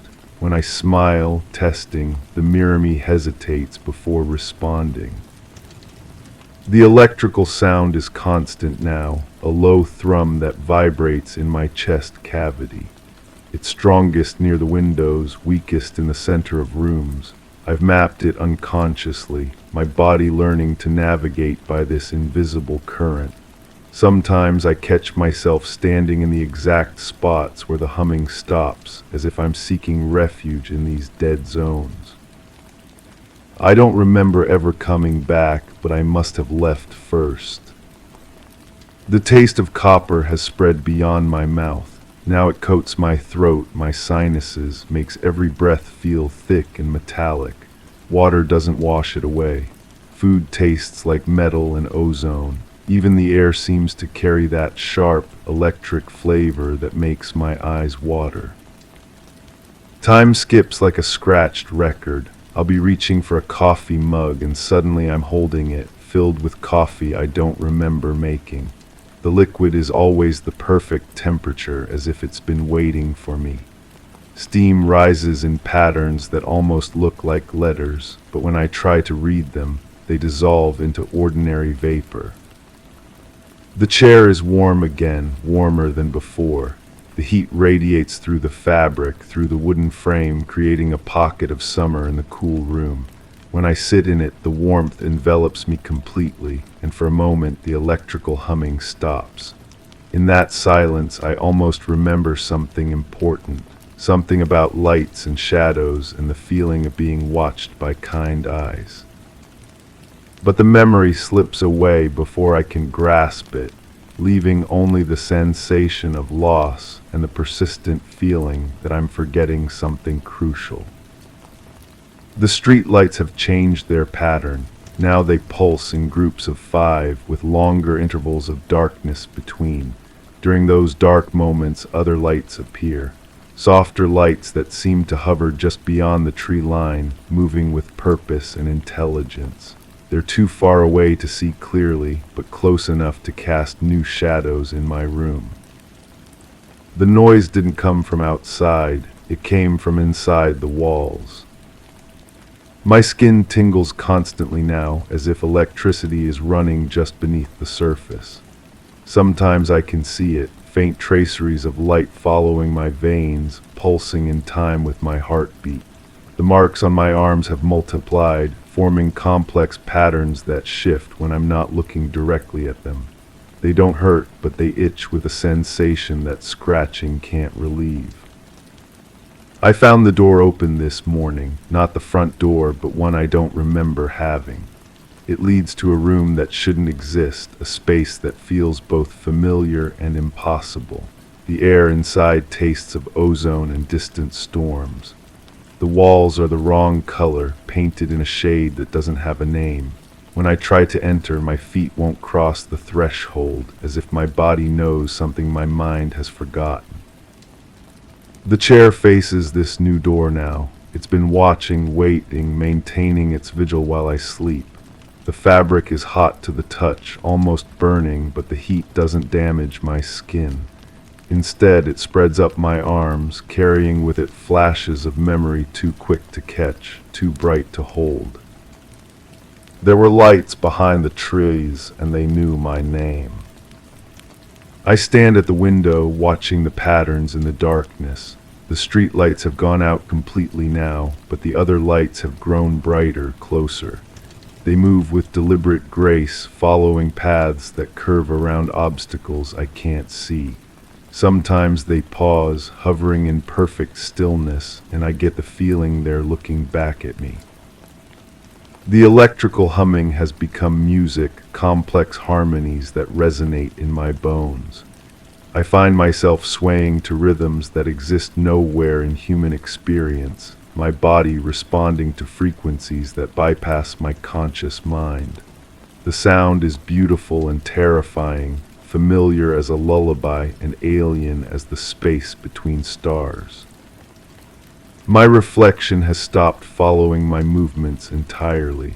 It stands in the mirror, watching me with eyes that hold knowledge I've lost. When I speak, it doesn't mouth the words. When I reach toward the glass, it steps back, shaking its head sadly. It knows something I need to remember, but the barrier between us is more than simple glass. The door to the impossible room stands wider now. Cool air flows from the space beyond, carrying sense of places that don't exist on any map. Sometimes I hear voices from inside, speaking in tones too low to understand, but familiar enough to make my chest ache with longing. They're calling to someone, but I can't tell if it's me. I don't remember ever coming back, but the chair remembers me leaving. The marks on my skin have begun to glow faint phosphorescence that's only visible in complete darkness. They pulse in patterns that match the lights outside, creating a conversation I can feel but not comprehend. My body has become a receiver, tuned to frequencies that exist beyond normal perception. Time has become negotiable. I spend hours in single moments, experience days in the space of a heartbeat. The clock on the wall has stopped, its hands frozen at an hour that never was. But time continues around me, flowing like water around a stone, leaving me stranded in an eternal present where everything is always about to happen. The chair is empty, but it's not alone. The depression in the cushion suggests someone sits there still, someone whose weight exists in dimensions I can't perceive. Sometimes I see the outline, a shimmer in the air that resolves into almost familiar features before dissolving back into possibility. The streetlights flicker once more, then go out forever. In the darkness that follows, the other lights descend, moving closer with each pulse of my glowing veins. They bring with them the scent of ozone and distant storms, the taste of copper and dreams, the sound of music that exists in the spaces between notes. I understand now why I can't remember. Some experiences are too large for human memory, too bright for conscious thought. They must be filtered through dreams and fragments, experienced in pieces small enough for the mind to process. The chair has been my anchor, keeping me tethered while my consciousness travels paths that have no names. There were lights behind the trees, and I went to meet them. The impossible door swings wide, revealing a space filled with gentle radiance. The voices from within grow clearer, speaking words in a language I understand without learning. They're welcoming me home, calling me back to a place I never knew I'd left. My reflection in the mirror smiles and nods, finally free to follow where I led. I take a step toward the threshold, and the electrical humming rises to a crescendo that encompasses all of existence. The marks on my skin blaze with borrowed starlight, and for an instant I remember everything. The journey, the purpose, the reason for the forgetting. But the memory is too vast, too bright, and it fades even as I cross into the light. The room behind me grows quiet. The chair sits empty, facing a window that looks out on ordinary streets with ordinary lights. But sometimes, late at night, it turns by itself, waiting for the next traveler who will sit in its embrace and wonder why they can't remember where they've been. I sat in the corner, eyes fixed on the chair that had turned by itself. Story 8. I watched from the corner of an unlit room, the curtain swaying slightly, though the air was still. Walls loomed around me in their motionless vigil, yet the tension was almost palpable. The clock's hands hovered, frozen at a peculiar hour, their usual tick absent. Dust motes hovered, suspended as if mocking the paused time. My gaze caught the hem of the curtain, misaligned by just a thread, a detail suddenly significant. And in that stillness, a soft drift of displaced air traced along my skin, suggesting presence without form. That was 3 weeks ago, and I haven't slept properly since. The room I'm in now feels different, safer somehow, but the shadows still move when they shouldn't. I've learned to keep the lights on, all of them, because darkness brings back that feeling of being observed by something that shouldn't exist. My neighbors probably think I've lost my mind, burning electricity like this, but they don't understand what happens when everything goes dark. The humming started again last night. It's not mechanical, not electrical, not anything I can place in the world I used to know. It rises from beneath the floorboards, seeps through the walls, vibrates in my chest cavity until I can taste metal on my tongue. When I press my ear to the floor, the sound stops immediately, as if whatever produces it knows I'm listening, as if it's listening back. My phone does things now that phones aren't supposed to do. It turns itself on in the middle of the night, the screen glowing with that cold blue light, but showing nothing, no apps, no messages, just an empty brightness that makes my eyes water. Sometimes I catch reflections in that blank screen, shapes that aren't quite right, angles that don't match the geometry of my room. I've thrown 3 phones away since it happened, but the new ones always start behaving the same way within days. The doctors say it's stress, trauma, maybe some kind of delayed shock response. They've given me pills that make everything fuzzy around the edges, but the fuzziness only makes it worse because then I can't tell what's real and what's the lingering echo of that night. They ask me to describe what I experienced, and I try, but the words come out wrong, inadequate, like trying to explain color to someone who's never seen light.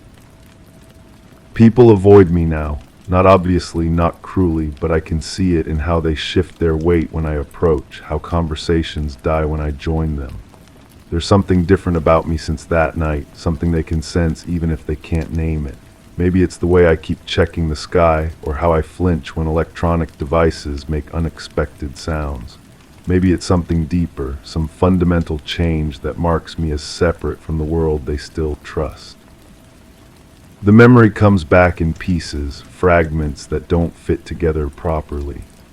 I remember standing in an open space, grass beneath my feet, the air thick with that ozone smell that comes before lightning. But there was no storm, no clouds, just a clarity to the atmosphere that made everything too sharp, too defined. The silence was complete, not the natural quiet of a remote place, but an absence so profound it felt like being wrapped in cotton. Then there was the light, not harsh, not blinding, but wrong in a way that made my skin crawl. It moved with purpose, intelligence, casting shadows that fell upward instead of down. I tried to look away, but my neck wouldn't turn, my eyes wouldn't close. Something was holding me there, not physically, but with a presence that filled my mind until there was no room for my own thoughts. I lost time, minutes, hours, I still don't know. One moment I was watching that impossible light dance across the landscape, and the next I was on the ground, dirt in my mouth, my clothes damp with dew that hadn't been there before. The taste of copper filled my mouth, and when I touched my nose, my fingers came away dark with blood that looked black in the strange illumination. Going back further, I remember the signs I should have recognized. The camping equipment had been acting strangely for days before that final night. My compass spun lazily in circles, never settling on true north. The radio picked up signals that weren't quite static, weren't quite voices, a kind of rhythmic pattern that almost sounded like language if you listened long enough. But I dismissed it all as equipment failure, atmospheric interference, anything but what it actually was. The temperature had been wrong too, fluctuating in ways that made no meteorological sense. I'd wake up shivering in my sleeping bag, breath visible in the air, only to find myself sweating hours later with no change in weather. The ground itself seemed to pulse with warmth at irregular intervals, as if something massive was breathing far beneath the earth. Other campers had left earlier than planned. I'd watched them pack up their sites with unusual haste, families loading cars with the kind of efficient panic that comes from unspoken agreement. When I'd approached one group to ask about trail conditions, They'd looked at me with expressions I couldn't read, something between pity and fear, before driving away without answering. The wildlife had gone silent first. That should have been my clearest warning, but I'd been so focused on the peace and isolation that I'd welcomed the absence of birdsong, the lack of rustling in the underbrush. Now I understand that animals know things we've forgotten, can sense disturbances in the natural order that we've trained ourselves to ignore. They'd fled, left the area empty except for whatever was coming, and those of us too stubborn or oblivious to follow their example. Even earlier, before I'd noticed the wrongness creeping into everything, there had been that first subtle shift. I'd been sitting by my campfire, watching the flames dance in the evening air, when I'd felt a change in pressure, like the moment before your ears pop on an airplane. The fire had flickered not from wind, but as if the air itself had thickened momentarily. I'd attributed the sudden nausea to something I'd eaten, the metallic taste to dehydration, the way the hair on my arms had stood up to static electricity from the dry air. But looking back, I know it was the beginning, the first touch of something vast and incomprehensible testing the boundaries of our reality. The vibration in the ground had been so subtle I'd almost missed it, a tremor that seemed to come from impossibly deep, rhythmic like a heartbeat, but too slow, too patient. I'd placed my palm flat against the earth, feeling that steady pulse, and for just a moment I'd had the terrifying sensation that something enormous was aware of my touch, that I'd just announced my presence to something that had been waiting. But before all of that, before the signs and the wrongness and the night that changed everything, there had been perfect normalcy. I'd arrived at the campsite in the afternoon, the sun warm on my face, birds calling from the trees, a gentle breeze carrying the scent of pine and wildflowers. It had been exactly what I'd hoped for, a peaceful retreat from the complications of daily life, a chance to reconnect with something simpler and more fundamental. I'd set up my tent with methodical care, arranged my supplies, built a fire ring from stones I'd gathered near the creek. Everything had been ordinary, predictable, safe. The kind of evening that should have led to nothing more than a good night's sleep and pleasant memories. I had no way of knowing that something was already watching from the darkness between the trees, something that had been waiting for the right moment, the right person, the right alignment of circumstances I still don't understand. And now, 3 weeks later, I know it's still out there, patient and vast and utterly alien, and that what happened to me was not an ending, but a beginning. Story 9. The scent of pine lingered in the tidy living room, mingling with the soft hum of a distant lawnmower. Dust motes danced lazily through the afternoon light streaming in from a bay window, casting playful patterns on the polished floor.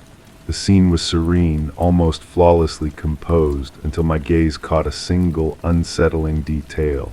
A chair had been pulled away from the dining table, its legs trailing faint scratches across the parquet. Breathing suddenly felt heavier, and an undefinable tension crept in, as if something or someone had left its mark without a trace of presence. I've always been a light sleeper, so when the dream started, I blamed it on stress.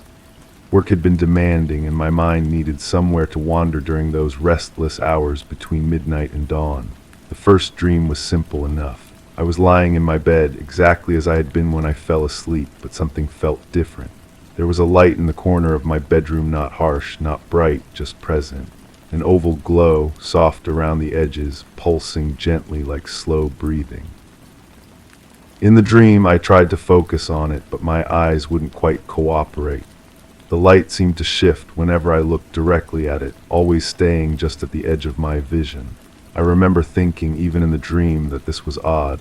Lights don't usually behave that way. But then I woke up and morning sunlight was filtering through my curtains in perfectly normal patterns. I made coffee, showered, went to work. The dream felt distant and insignificant, the way dreams usually do. but it came back. The second time, everything was the same: my bedroom, my position in bed, the quality of silence that fills a house at night.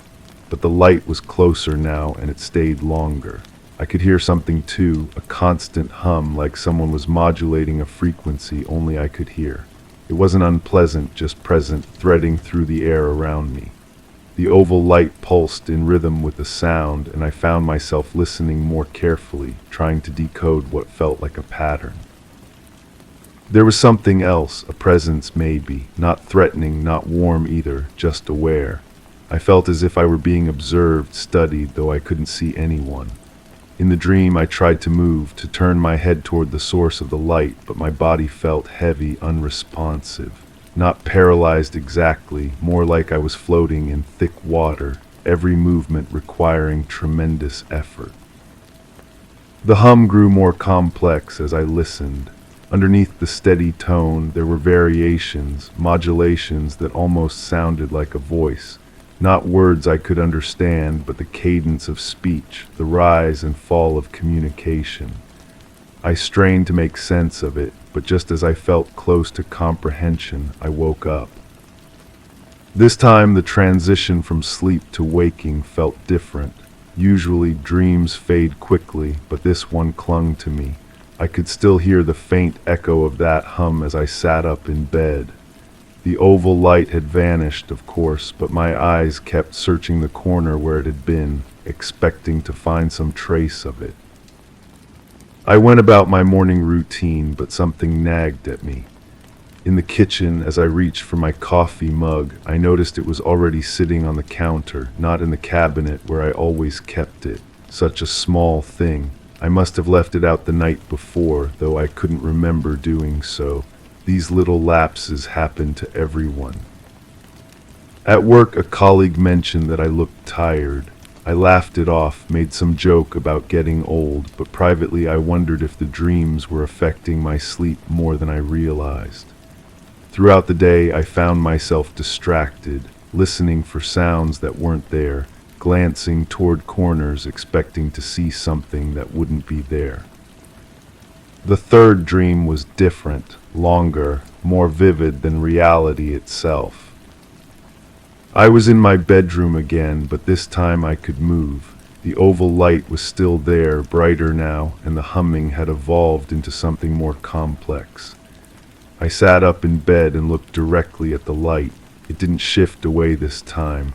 Instead, it seemed to acknowledge my attention, pulsing more rapidly, almost excitedly.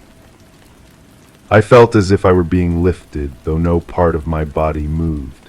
The sensation was gentle but undeniable, like being carried by invisible hands. The room around me stayed the same, but my perspective changed, as if I were floating a few inches above my mattress. The humming grew louder, and within it, I could definitely hear something like a voice, still not words, but closer to language than before. There was a sharp scent in the air, like ozone after a storm, but cleaner, more artificial. It reminded me of the smell inside electronic stores, all plastic and metal and contained energy. I breathed it in, and it felt familiar in a way that made my chest tighten with unease. The light began to move, drifting closer to where I floated above my bed. As it approached, I could see that it wasn't just light, there was structure within it, patterns that shifted and flowed like liquid geometry. I wanted to reach out and touch it, but my arms felt distant, disconnected from my will. Time moved strangely in this dream. Minutes felt like hours, or maybe hours compressed into seconds. I lost track of how long I'd been floating there, watching the light, listening to the voice-like sounds. At some point, I realized I was no longer in my bedroom. The walls had dissolved or expanded, and I was suspended in a space that felt both infinite and intimate. The voice became clearer, not words I recognized, but I understood the meaning somehow, the way you understand emotion in music even when there are no lyrics. It was asking something, or maybe offering something. I tried to respond, but I couldn't find my voice. I could only listen and feel the strange peace that came with being held in that weightless state. When I woke up, I was lying on my back in the exact position I'd been floating in the dream. My arms were at my sides, palms up, fingers slightly curled as if I'd been holding something. There was a taste in my mouth, metallic and clean, like I'd been breathing different air. I got up to get water, and that's when I noticed the scratch on my arm. 3 thin lines, parallel, running from my wrist toward my elbow. They weren't deep, barely visible, but they were definitely there. I stared at them in the bathroom mirror, trying to remember when I might have gotten scratched. Nothing came to mind. The lines were too precise, too evenly spaced to be accidental. The rest of the day, I found myself touching the scratches, feeling their slight roughness against my fingertip. They didn't hurt, but they served as a constant reminder of something I couldn't quite grasp. At lunch, I rolled up my sleeve to look at them again, and a coworker asked if I'd gotten a cat. I laughed and said something about yard work, but the lie felt heavy in my mouth. That evening, I noticed other small things. The coffee mug was out of place again.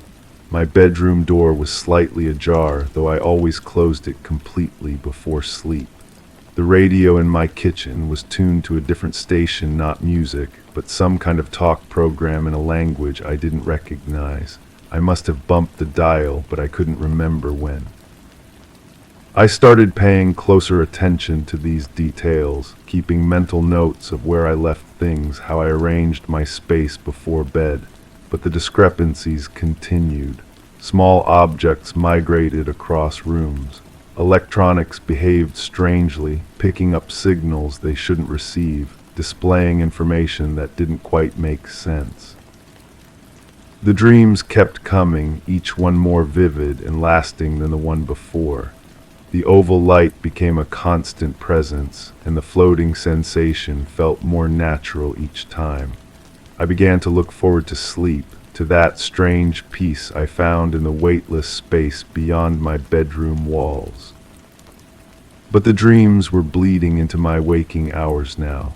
I would hear the humming during quiet moments at work, faint but unmistakable. Walking through my house at night, I would catch glimpses of light in my peripheral vision, always just out of direct sight. The metallic taste appeared at random moments, lasting for minutes before fading away. I lost track of time more frequently. I would sit down to read after dinner and suddenly find myself standing in my kitchen with no memory of getting up, no sense of how long I'd been there. My reflection in mirrors began to look unfamiliar, not different exactly, but like I was seeing myself from a perspective I'd never had before. The scratches on my arm faded, but new ones appeared, always in sets of 3, always parallel, always in places I couldn't have reached accidentally.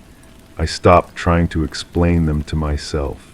Some things, I realized, don't have explanations that fit into the normal categories of cause and effect. Friends and coworkers mentioned changes in my behavior. I seemed distracted, they said, distant. Sometimes I would stop mid-conversation and listen to something they couldn't hear, or look toward empty spaces as if expecting to see someone there. I tried to be more present, more focused, but part of me was always somewhere else now, floating in that infinite space, listening to voices that spoke in patterns instead of words. The boundary between dreaming and waking became increasingly meaningless. I would find myself having conversations with the light, responding to questions I understood without hearing, participating in exchanges that left no memory except for a sense of completion, of information received and processed. Reality felt thin, like a membrane stretched over something vast and complex. The dreams weren't dreams anymore, they were visits, returns to a place that felt more familiar than my own home. The oval light had become a companion, a presence I trusted more than my own perceptions of the waking world. I began to suspect that what I called dreams were actually memories surfacing from somewhere deep and carefully hidden. The floating sensation, the voice-like sounds, the clean metallic taste, they all carried the weight of experience, not imagination. Something had happened to me, something that had been covered over or forgotten, and now it was working its way back to the surface. The scratches weren't appearing randomly. They were being renewed, maintained, kept fresh as a reminder of something I wasn't supposed to forget again. The moved objects, the electronic interference, the lost time, they were all evidence of ongoing contact, proof that whatever had begun in those first simple dreams was continuing in the spaces between my conscious awareness. I stopped trying to distinguish between what was real and what was dream. Both states felt equally valid, equally true. The oval light appeared in my bedroom whether my eyes were open or closed. The humming filled my ears during conversations with colleagues, during meals, during the quiet moments before sleep. I was living in two realities simultaneously, and increasingly the floating reality felt more solid than the one where I paid bills and went to work and pretended everything was normal. Last night I had the dream again, everything exactly as it had been in the beginning, my bedroom, the soft oval light in the corner, the gentle pulsing that matched the rhythm of slow breathing. I was lying in my bed, feeling that familiar sense of something being slightly out of place, something that didn't quite belong in the ordinary world. But this time, when I tried to focus on the light, my eyes cooperated perfectly. I could see it clearly, study its structure, watch the patterns that flowed within its luminous boundaries. And this time, when I reached out toward it, my hand moved exactly as I intended. My fingers touched something solid, warm, and unmistakably real. The surface yielded slightly under pressure, like living tissue, and I felt a pulse that matched my own heartbeat. In that moment, I knew with absolute certainty that I was no longer dreaming. The light pulsed brighter in response to my touch, and the humming resolved into something I finally understood completely. Not words, but meaning transmitted directly, efficiently, without the barrier of language. "Welcome back," it said. "We've been waiting for you to remember." I'm still lying here now, my hand still touching that warm, impossible surface, feeling more awake than I've ever felt in what I used to call the real world. The scratches on my arm are glowing faintly in the oval light, and I understand now that they were never scratches at all.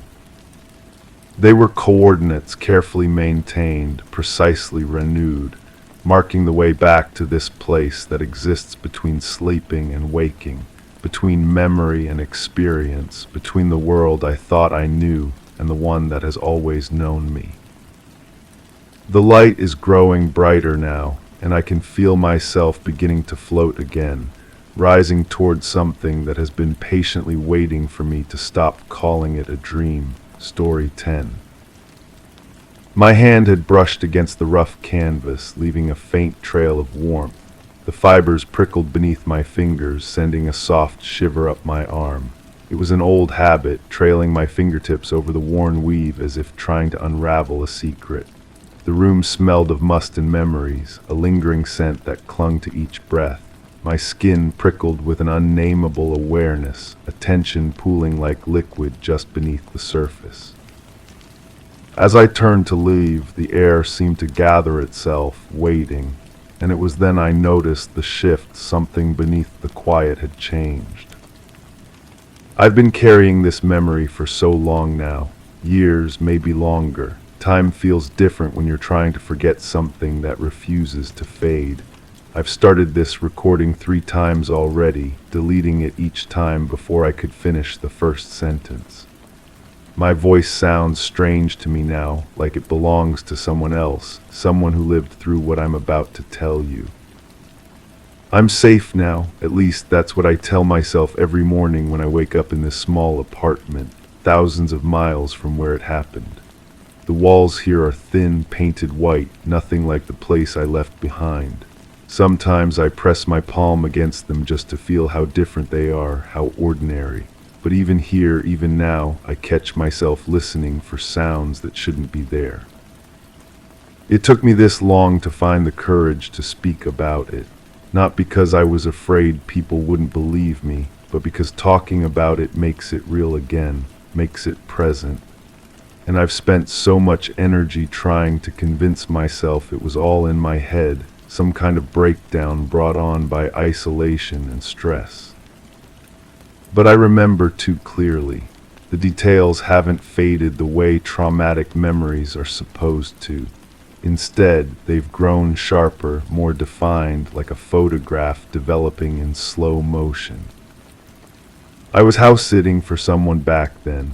A colleague who'd gone overseas for work needed someone to keep an eye on their place for a few months. It seemed perfect at the time. I was between jobs, between relationships, between everything really. The house was in one of those quiet suburban neighborhoods where the streets curve in gentle spirals and every lawn looks exactly the same. The kind of place where nothing ever happens. The house itself was unremarkable. 2 stories, beige siding, a small garden that I was supposed to water twice a week. Inside, it was furnished with the kind of generic comfort you'd find in any middle-class home. Beige couches, wooden coffee table, family photos of people I'd never met smiling from silver frames. I'd been there maybe 2 weeks before I started noticing things. It began with the electronics, small things at first. The television would change channels on its own, just a quick flicker from one station to another. I'd be watching something and suddenly I'd be staring at static or a commercial for something I'd never heard of. I blamed the remote control, thought maybe the batteries were dying or there was interference from a neighbor's device. Then the radio in the kitchen started doing it too. I'd tune it to a music station in the morning, and by afternoon it would be playing something else entirely. Not another station, but something that sounded like voices talking very quietly, just below the threshold of understanding. When I'd lean in closer to listen, it would snap back to music or go silent altogether. I told myself it was the house's wiring. Old houses have quirky electrical systems. That's what people say, isn't it? Old houses have character, they settle, they make noises, they have their little eccentricities. I'd never lived in a house that old before, so I didn't know what was normal. But then I started feeling watched. It's hard to describe that sensation to someone who's never experienced it.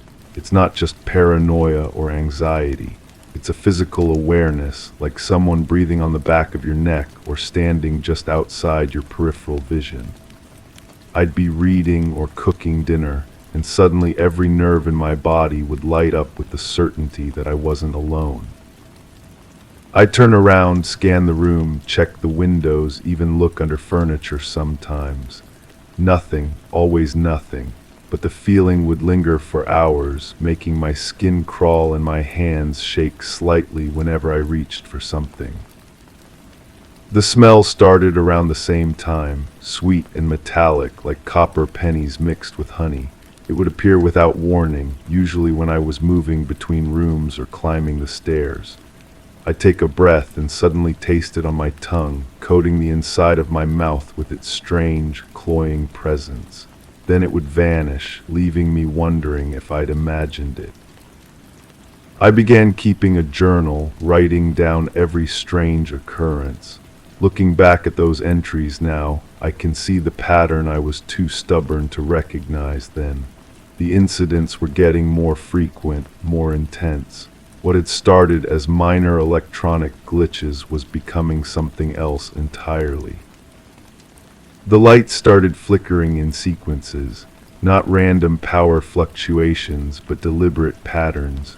3 quick flashes, pause, 2 long ones, pause, then darkness for exactly 5 seconds before returning to normal. It happened in different rooms, always when I was alone, always when I was trying to focus on something else. I called an electrician. He spent half a day going through the house, checking circuits and outlets, testing voltage levels. Everything was fine, he said. Perfect, actually. Better wiring than most houses half its age. He looked at me like I was wasting his time, charged me $200, and left me more confused than before. That night I woke up to the sound of humming. Not human humming, but something mechanical, like a generator running in the basement. The house didn't have a basement. I lay in bed for what felt like hours, listening to that low, steady drone that seemed to be coming from inside the walls themselves. It would rise in pitch slowly, almost imperceptibly, then drop back down to its original frequency. I put on shoes and grabbed a flashlight, determined to find the source. I checked every room, every closet, even the attic space. The sound followed me wherever I went, always seeming to originate from the next room over. When I'd enter that room, it would shift again, staying just out of reach. By morning, it had stopped. I convinced myself it had been the heating system, or maybe construction work somewhere in the neighborhood.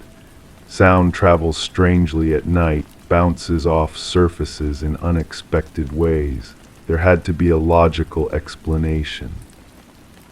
But deep down, I was starting to accept that logic might not apply to what was happening in that house. The mirrors were next. I'd catch glimpses of movement in them that didn't match my own actions.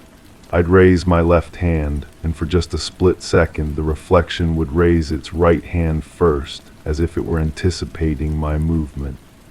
Or I'd see myself turn my head when I was standing perfectly still, looking straight ahead. I started avoiding mirrors, covering them with towels or turning them toward the wall, but that only made things worse. The covered mirrors seemed to generate their own sense of wrongness, like they were hiding something I needed to see but was afraid to look at. The breaking point came on a Tuesday. I remember it was Tuesday because there was a game show on television that only aired on Tuesdays, and I was trying to distract myself by watching it. The volume kept dropping, forcing me to turn it up again and again until it was loud enough to hear from the next room. I went to the kitchen to make coffee, and that's when I heard it clearly for the first time. Underneath the sound of the television, barely audible but definitely there, was the sound of someone else in the house. Footsteps, slow, deliberate footsteps moving across the floor above me. I stood frozen, coffee mug halfway to my lips, listening to someone walk through the upstairs hallway. The footsteps paused at the top of the stairs, and I could feel whoever it was standing there, looking down toward where I stood in the kitchen.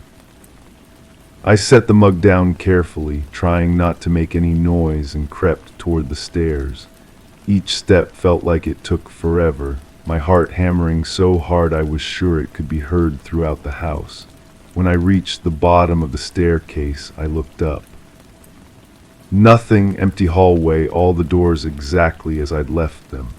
But the air felt different up there, charged with the kind of tension that comes right before a thunderstorm. And there was that smell again, stronger now, so sweet it made my teeth ache. I climbed the stairs anyway, checking each room methodically. Everything was in place, undisturbed, normal, except for the temperature.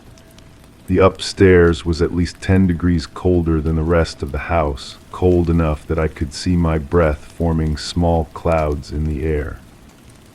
That night I called the homeowner, tried to explain what was happening without sounding completely insane. I asked about the house's history, whether there had been any problems with previous house sitters, if there was anything I should know about the electrical system or the plumbing. The conversation was awkward, full of long pauses and careful responses. Finally, they admitted that the previous house sitter had left early, citing personal reasons. Before that, there had been another one who'd also cut their stay short. They seemed reluctant to give me any details, kept insisting that the house was perfectly safe, perfectly normal. But I caught something in their voice when they said that word, normal, like they were trying to convince themselves as much as me. I should have left then, should have packed my things and found somewhere else to stay, but I was stubborn, maybe even a little proud. I didn't want to be another house sitter who couldn't handle a few unexplained noises and electrical problems. I told myself I could tough it out, that whatever was happening would eventually stop. Instead, it escalated. The next few weeks are hard to recall clearly, not because my memory is fuzzy, but because the events started blending together in ways that don't make sense. Time seemed to stretch and compress randomly. I'd sit down to read for a few minutes and suddenly realize it was dark outside, hours having passed without my awareness. The humming in the walls became constant, a low-frequency vibration that I could feel in my bones. It would spike whenever I got near electronic devices, making my chest tight and my breathing shallow. My phone started malfunctioning, displaying text messages I'd never sent, showing missed calls from numbers that didn't exist. And I started seeing things. Not hallucinations exactly, but glimpses of something that shouldn't have been there. A shadow moving independently of its source. A face in a window that would vanish the moment I looked directly at it. Shapes in my peripheral vision that would dissolve when I turned my head. The worst part was how normal I felt during the day. I'd wake up each morning convinced that I'd imagined everything, that stress and isolation were playing tricks on my mind. I'd go about my routine, water the plants, check the mail, maybe drive to the grocery store. Everything would seem fine, rational, ordinary. But as soon as the sun started to set, the wrongness would creep back in. The house would begin to feel alive around me, breathing and watching and waiting for something I couldn't name. I started sleeping with all the lights on. It didn't help. The shadows seemed deeper with the lights on, more defined, like they were being cast by things that weren't there. I'd lie in bed staring at the ceiling, listening to sounds that had no source, feeling presences that cast no shadow.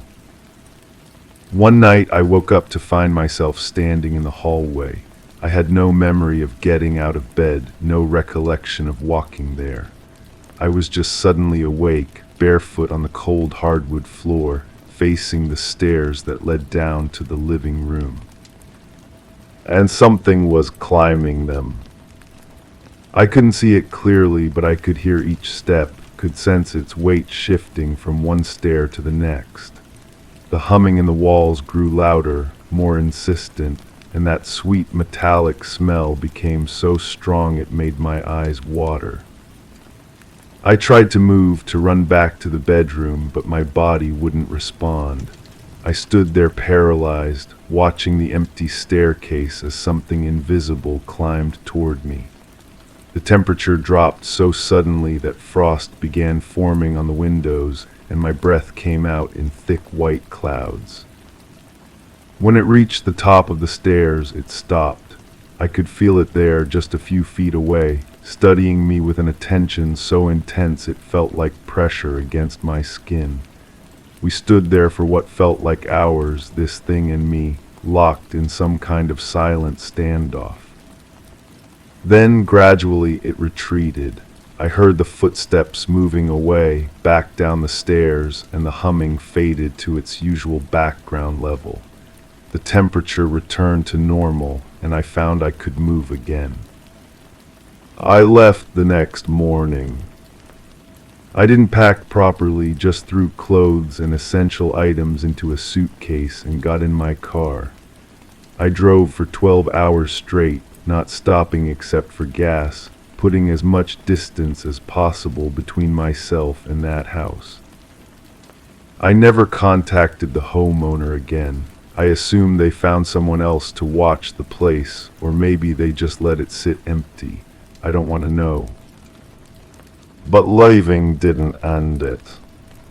The dreams started a few weeks later. Not nightmares exactly, but something worse. I'd dream I was back in the house, walking through rooms that were familiar but wrong, like someone had rebuilt them from a description rather than from memory. The walls would pulse with that same humming sound, and shadows would move independently of their sources. In the dreams, I wasn't alone. Something followed me from room to room, always just out of sight, but definitely there. I'd wake up with the taste of metal and honey in my mouth, and the smell would linger in my apartment for hours. My phone still malfunctions sometimes, not constantly like it did in the house, but often enough to remind me. It will buzz with notifications that aren't there, or the screen will show messages from contacts I know I deleted. Sometimes I'll find photos in my gallery that I don't remember taking, pictures of empty rooms and dark hallways that look familiar but wrong. I've moved 3 times since then, always to smaller places, always farther from where it happened. But distance doesn't seem to matter. Whatever attached itself to me in that house doesn't seem limited by geography. I still feel watched sometimes, not constantly, but in moments when I'm alone and distracted. I'll be reading or cooking, and suddenly every nerve in my body will light up with that same awareness I felt in the house. I'll turn around expecting to see nothing, and I'm always right. There's never anything there. But the feeling doesn't go away like it used to. It lingers now, sometimes for days at a time. And I've started noticing that electronics around me behave strangely during these episodes. Lights flicker in patterns, radios pick up signals that shouldn't exist, and my chest gets tight whenever I'm near anything with a circuit board. I'm recording this because I think it's getting stronger. Whatever followed me from that house, whatever decided I was worth keeping track of, it's becoming more present in my life. The dreams are more frequent, more vivid.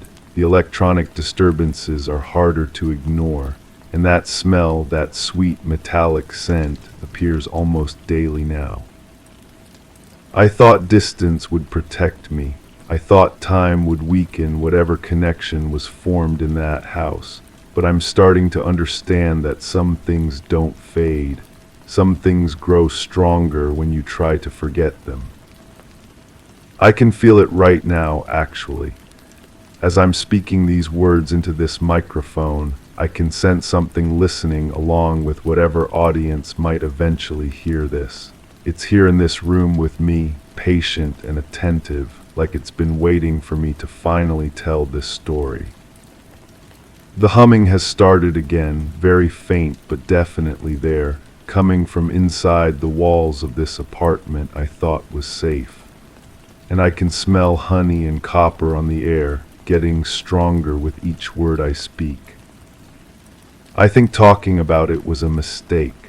I think some secrets are meant to stay buried, not because they're not true, but because speaking them aloud gives them permission to become more real than they already were.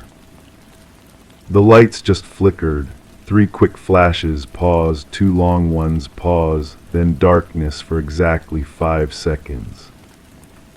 I don't think I'm alone anymore.